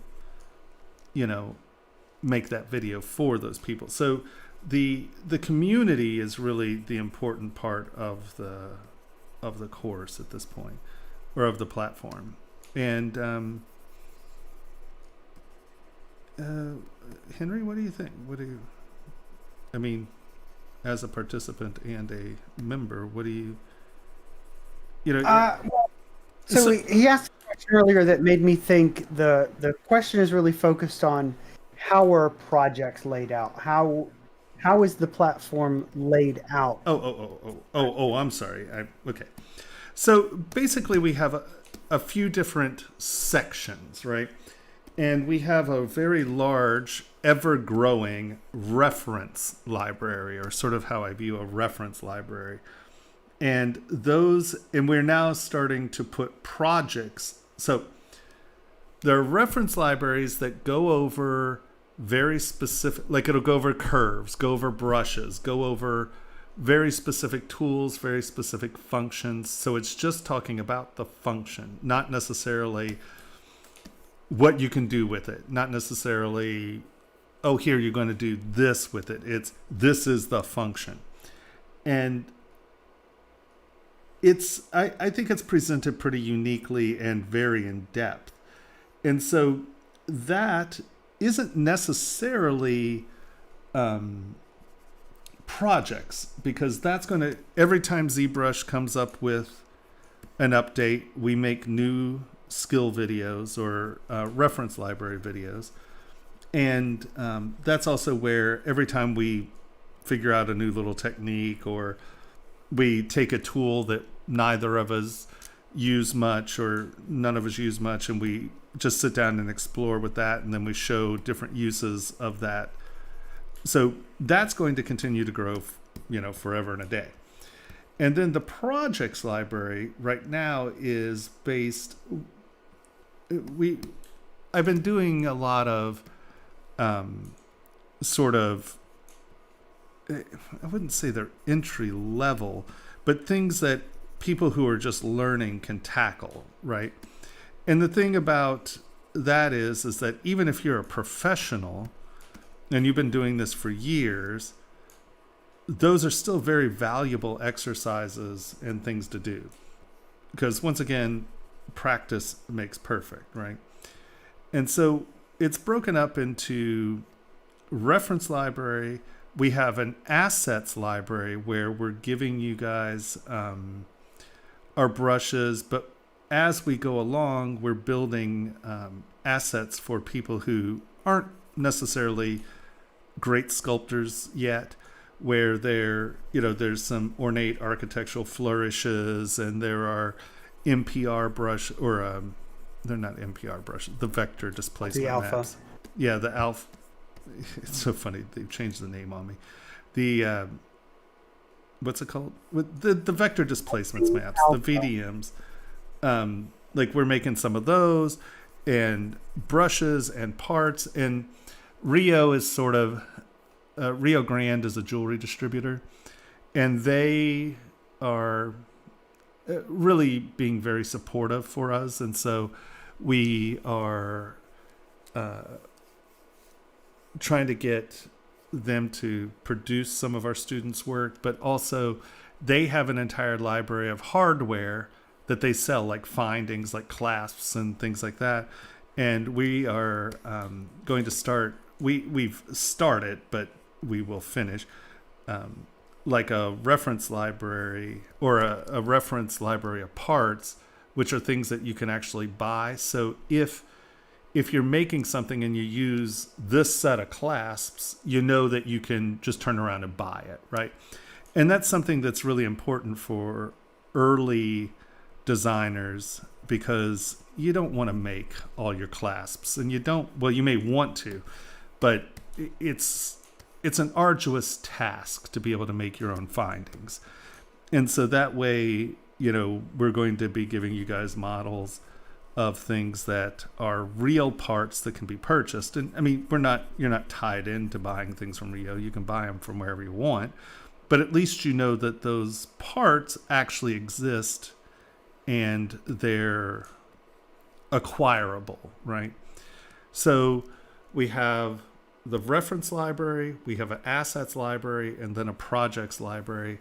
And the projects, once again, are like, okay, well, here's a flourish. Here's how I do it. I sculpt through it. I explain the processes that I'm going through while I'm doing it. And eventually we're actually going to have, what do you call them? Hot links? Or what would you call the links to the skill library? So if you're missing something that I'm doing, you can go to the actual skills and see the skills separated from a project.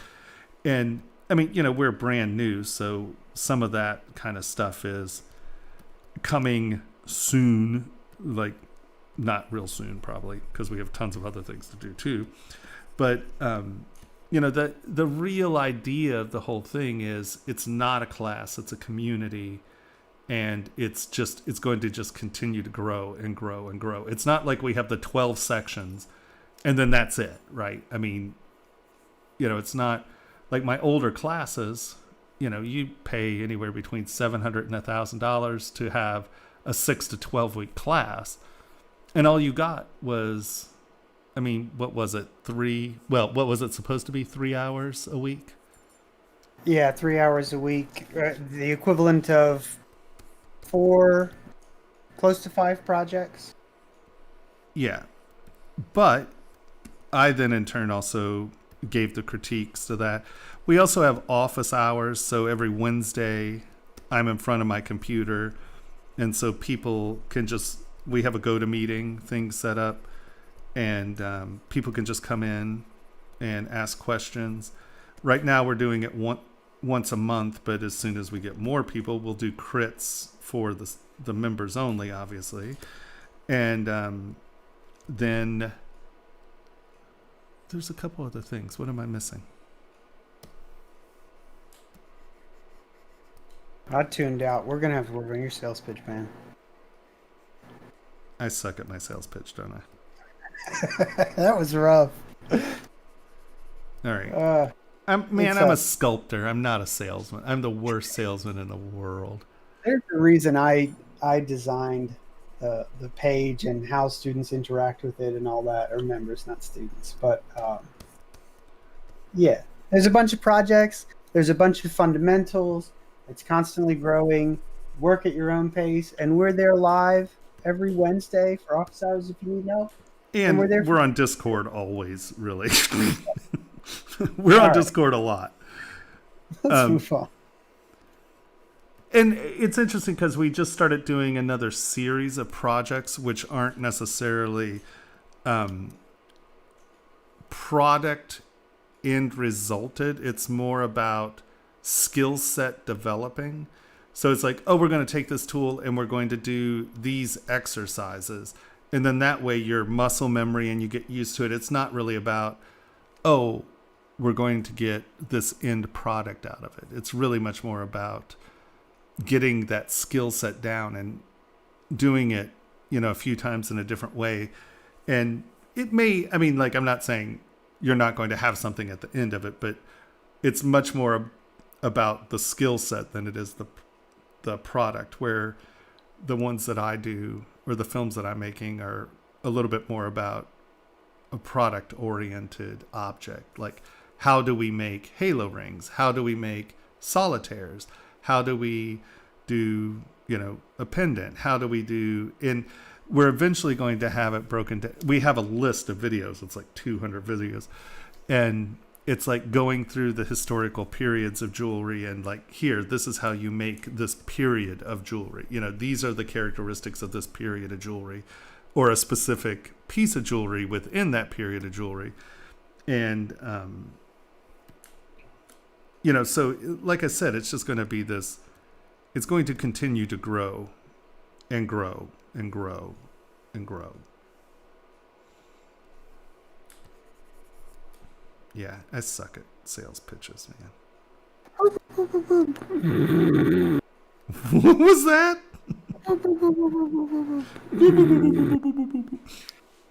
That's my pretending to be asleep noises. Is it playing through the microphone? Wow. Man, it's a hard We gotta crowd. work on it. It's such an exciting thing, and I make it sound so bad. not telling it. Yeah, Uh, we'll work on it. We'll work on it. okay. I'm just not. But I tell you what, if you have questions, join the Discord and ask the members. Don't let Tomas explain it to you. Ask the members if they're satisfied, what the courses are like. They're all in the Discord.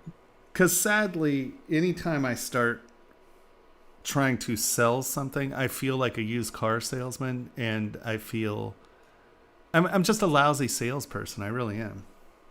Yep. All right. You ever collab with folk? I know the answer to this. And it's very exciting. Do I what? Do you ever collab with folks? Yes, I do. Well, why not name one? What's that? Name one. Like I did a bunch of work with 1000 or 10 Hun.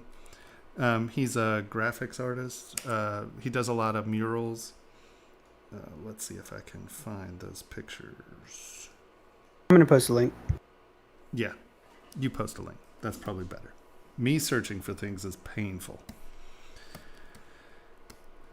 And I took a couple of, or a few of his drawings or digital paintings or his art, and I made three-dimensional objects out of them. And we were going to try to kickstart them, but he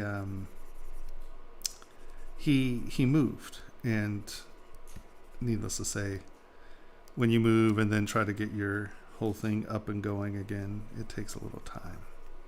So, and then I started a company in the process. So, needless to say, but hopefully we will get back to that, because I think those would do very well. I think people like them. Yeah, I want one.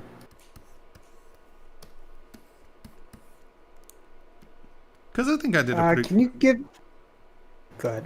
I was going to say, I think I did a pretty good job of catching the spirit of his work. Mm-hmm.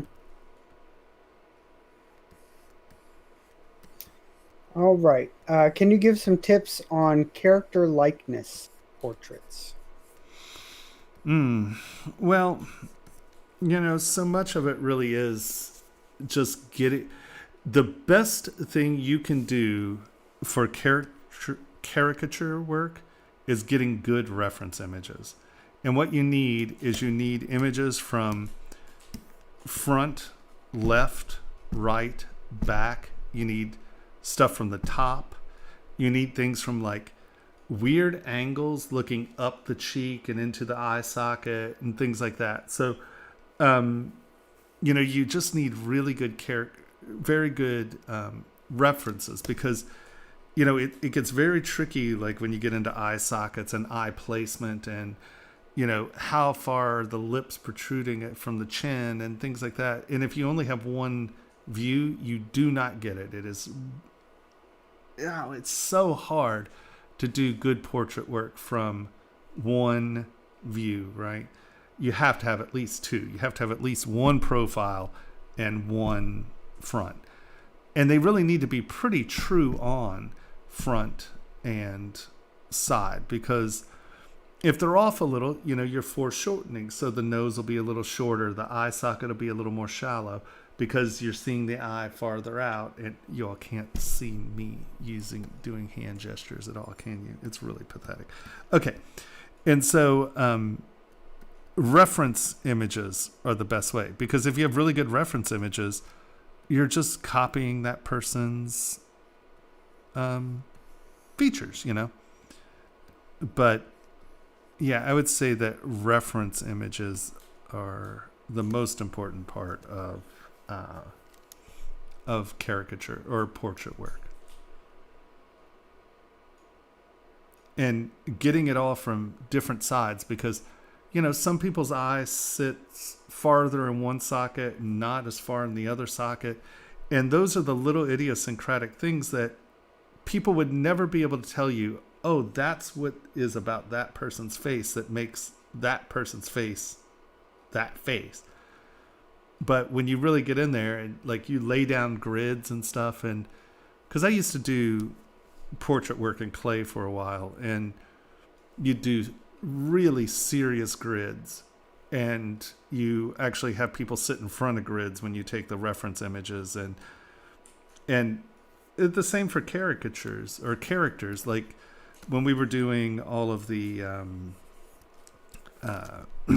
we did all of that stuff for Sanrio, and remember the stores that were Disney stores and Warner Brothers stores, and you know, Daffy Ducks and Bugs Bunnies, and then they came out with the sports hero stores, so you'd go in and buy like sporting goods, but there were tons of sculpted statues of the athletes, and so we did most of that stuff. And like Sanrio is like one of the pickiest group of people with their characters, and like Kitty's face is literally, it's 3 different curves, right? It comes off the head, it sort of flattens around the eyes, and then her cheeks going into the bottom of the jawline, compared to Karopi's, which is the frog, or Badbatsmaru, or, you know, there are really subtle differences between the characters, and they have like this they have this measuring device that measures the angles, and they'll lay it on there, and they're like, no, Kitty's forehead's too flat.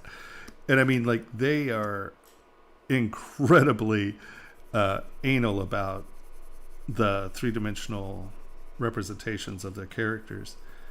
And that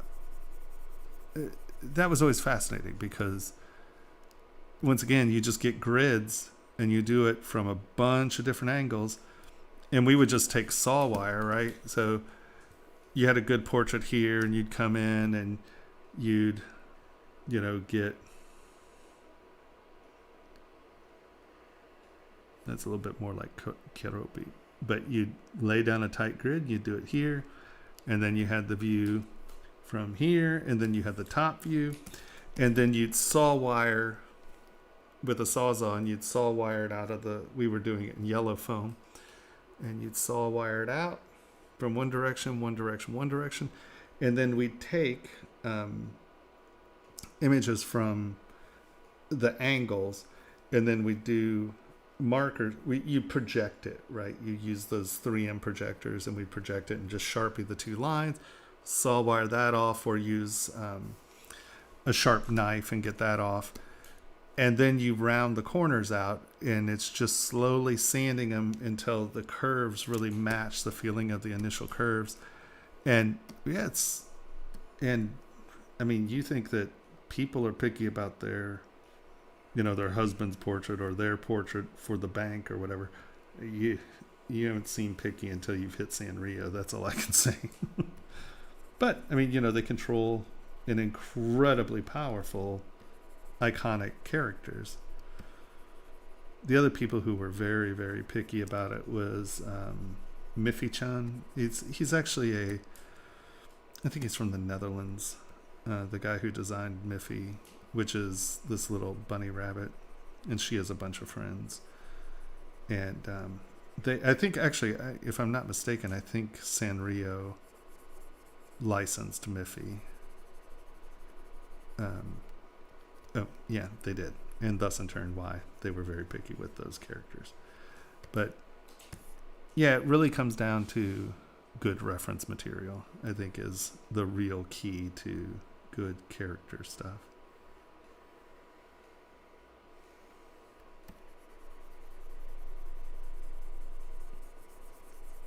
Ta-da!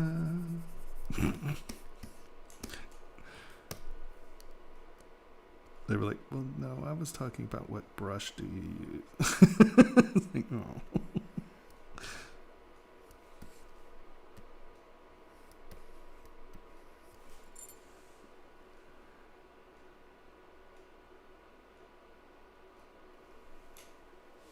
It's not a bell.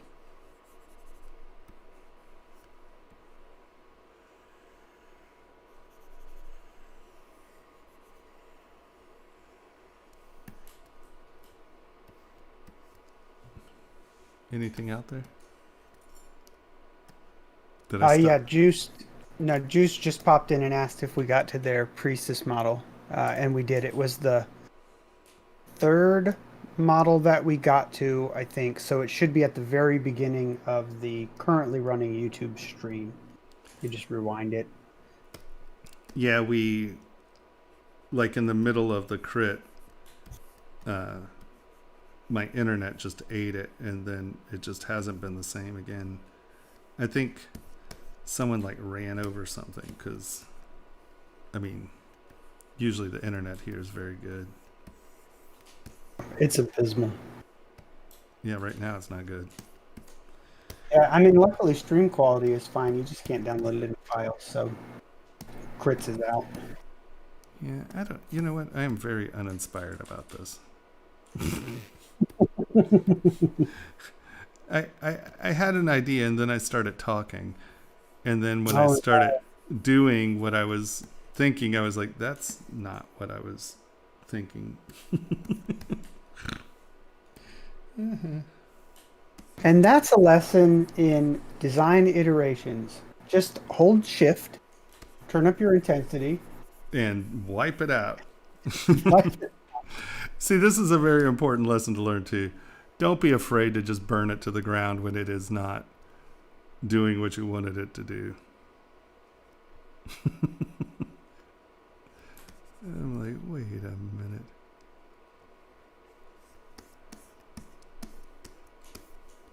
Yeah, I was unprepared for this. My psyche was not in beer stein mode.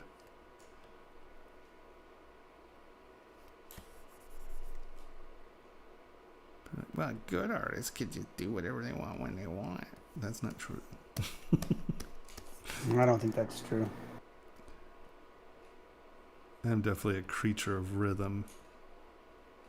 Art comes from the soul, man. If you're not feeling it, you're not feeling it. That's very true.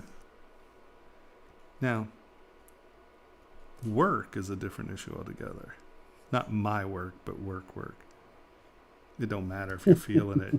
You damn well better be there, be at work. And you better not be slacking and going, I'm not feeling it today, guys. I did sort of do that on Batman, though.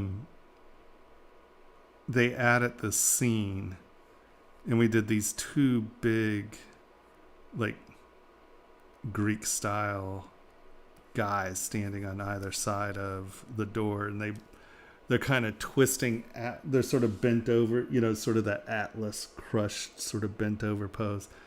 And then they had the golden fleece, like a fleece that they're holding the head on one side, and we had to make dual mirrored ones.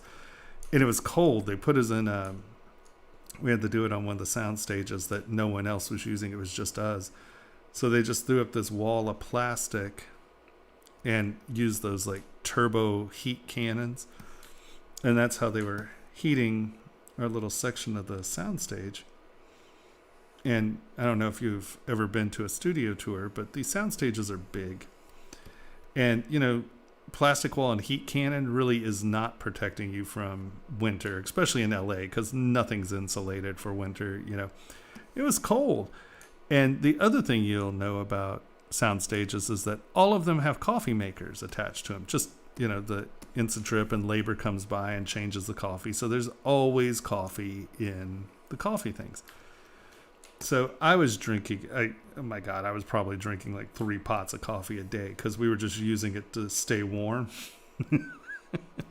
And they then needed this, you're out there and you're using your whole body and you're stroking and, you're really getting into it. And so it's big strokes, you don't have a lot of little hand detail stuff. It's these huge dramatic strokes. And they wanted me to sculpt this little door knocker that was like a bulldog head. It was a dog head. And it was a small door knocker, but really detailed. And I sat down and I tried to sculpt it. And my hand was so jittery. I was just like, I was like, I can't do this today. I need to detox from the coffee for a day because my hand's so damn jittery. I can't even pretend to do this right now.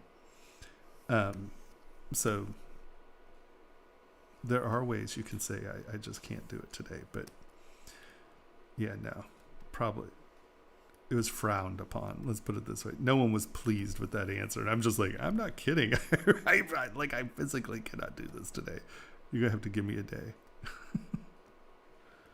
Oh, he was not amused. Like, look at my hands. I can't do anything about it. So they then started just putting a pot of hot water on so we could actually just drink hot water to keep us warm. That was ridiculous. Oh my God. What else can I sculpt? Because that's retarded. Okay. Oh my gosh. It's 1:30. It's 1:30. Okay. Juiced, I found your model. Hang on one sec. Just. Oh yeah. Share with the Actually, you did a really good job of fixing some of the stuff that we had talked about. The only thing that I really had issues with was the cloth or the top, because I didn't know what was happening there. But other than that, you fixed all that, the folds that were crossing over and intersecting with one another. You fixed that stuff. I think you incorporated it well. It looked good.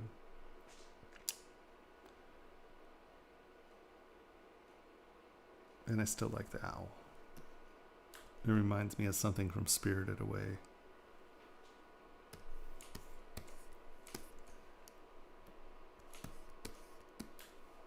All right. So, Henry, are we going to put this thing to bed? Because I feel like this has been an incredibly painful evening for me. It's been a rough one. The internet has not smiled on us. Man, the internet just hates me. What is up with that?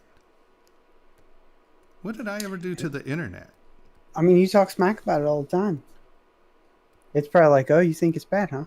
I'll show you. Well, it can't hear me. It doesn't pay that much attention. The internet is everywhere, man. What do you mean it can't hear you? Well, it doesn't hear me. I'm not important enough. I don't have enough followers for it to care. Right? That's what everyone keeps telling me. No, you don't have enough followers for celebrities to care. Oh. So the internet's not a celebrity, it cares? Oh, man, I've doomed us. The internet cares about everybody. I've ruined the business, man. Sorry. The internet's going to hold it. It has a chip on its shoulder if it's listened to everything I have to say about it. Have you seen targeted ads? The internet cares about everyone. That's the devil. That's a different thing altogether. I don't think there's a difference. No, to be fair. Oh, see, there we go again. See how our YouTube campaign goes.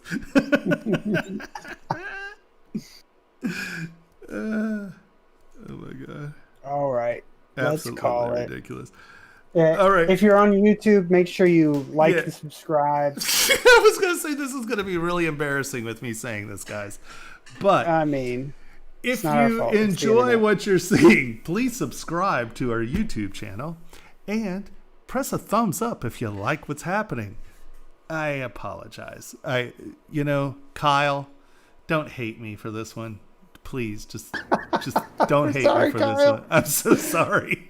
I am so You sorry. can delete this if you want to, Kyle. We're I know, sorry. if this one just gets lost in translation, that's probably not going to make anyone sad. Well, you have to get the 5 people we did their critiques, and then like if the rest of it gets lost accidentally, I bet you'd get quite a few thumbs up off that.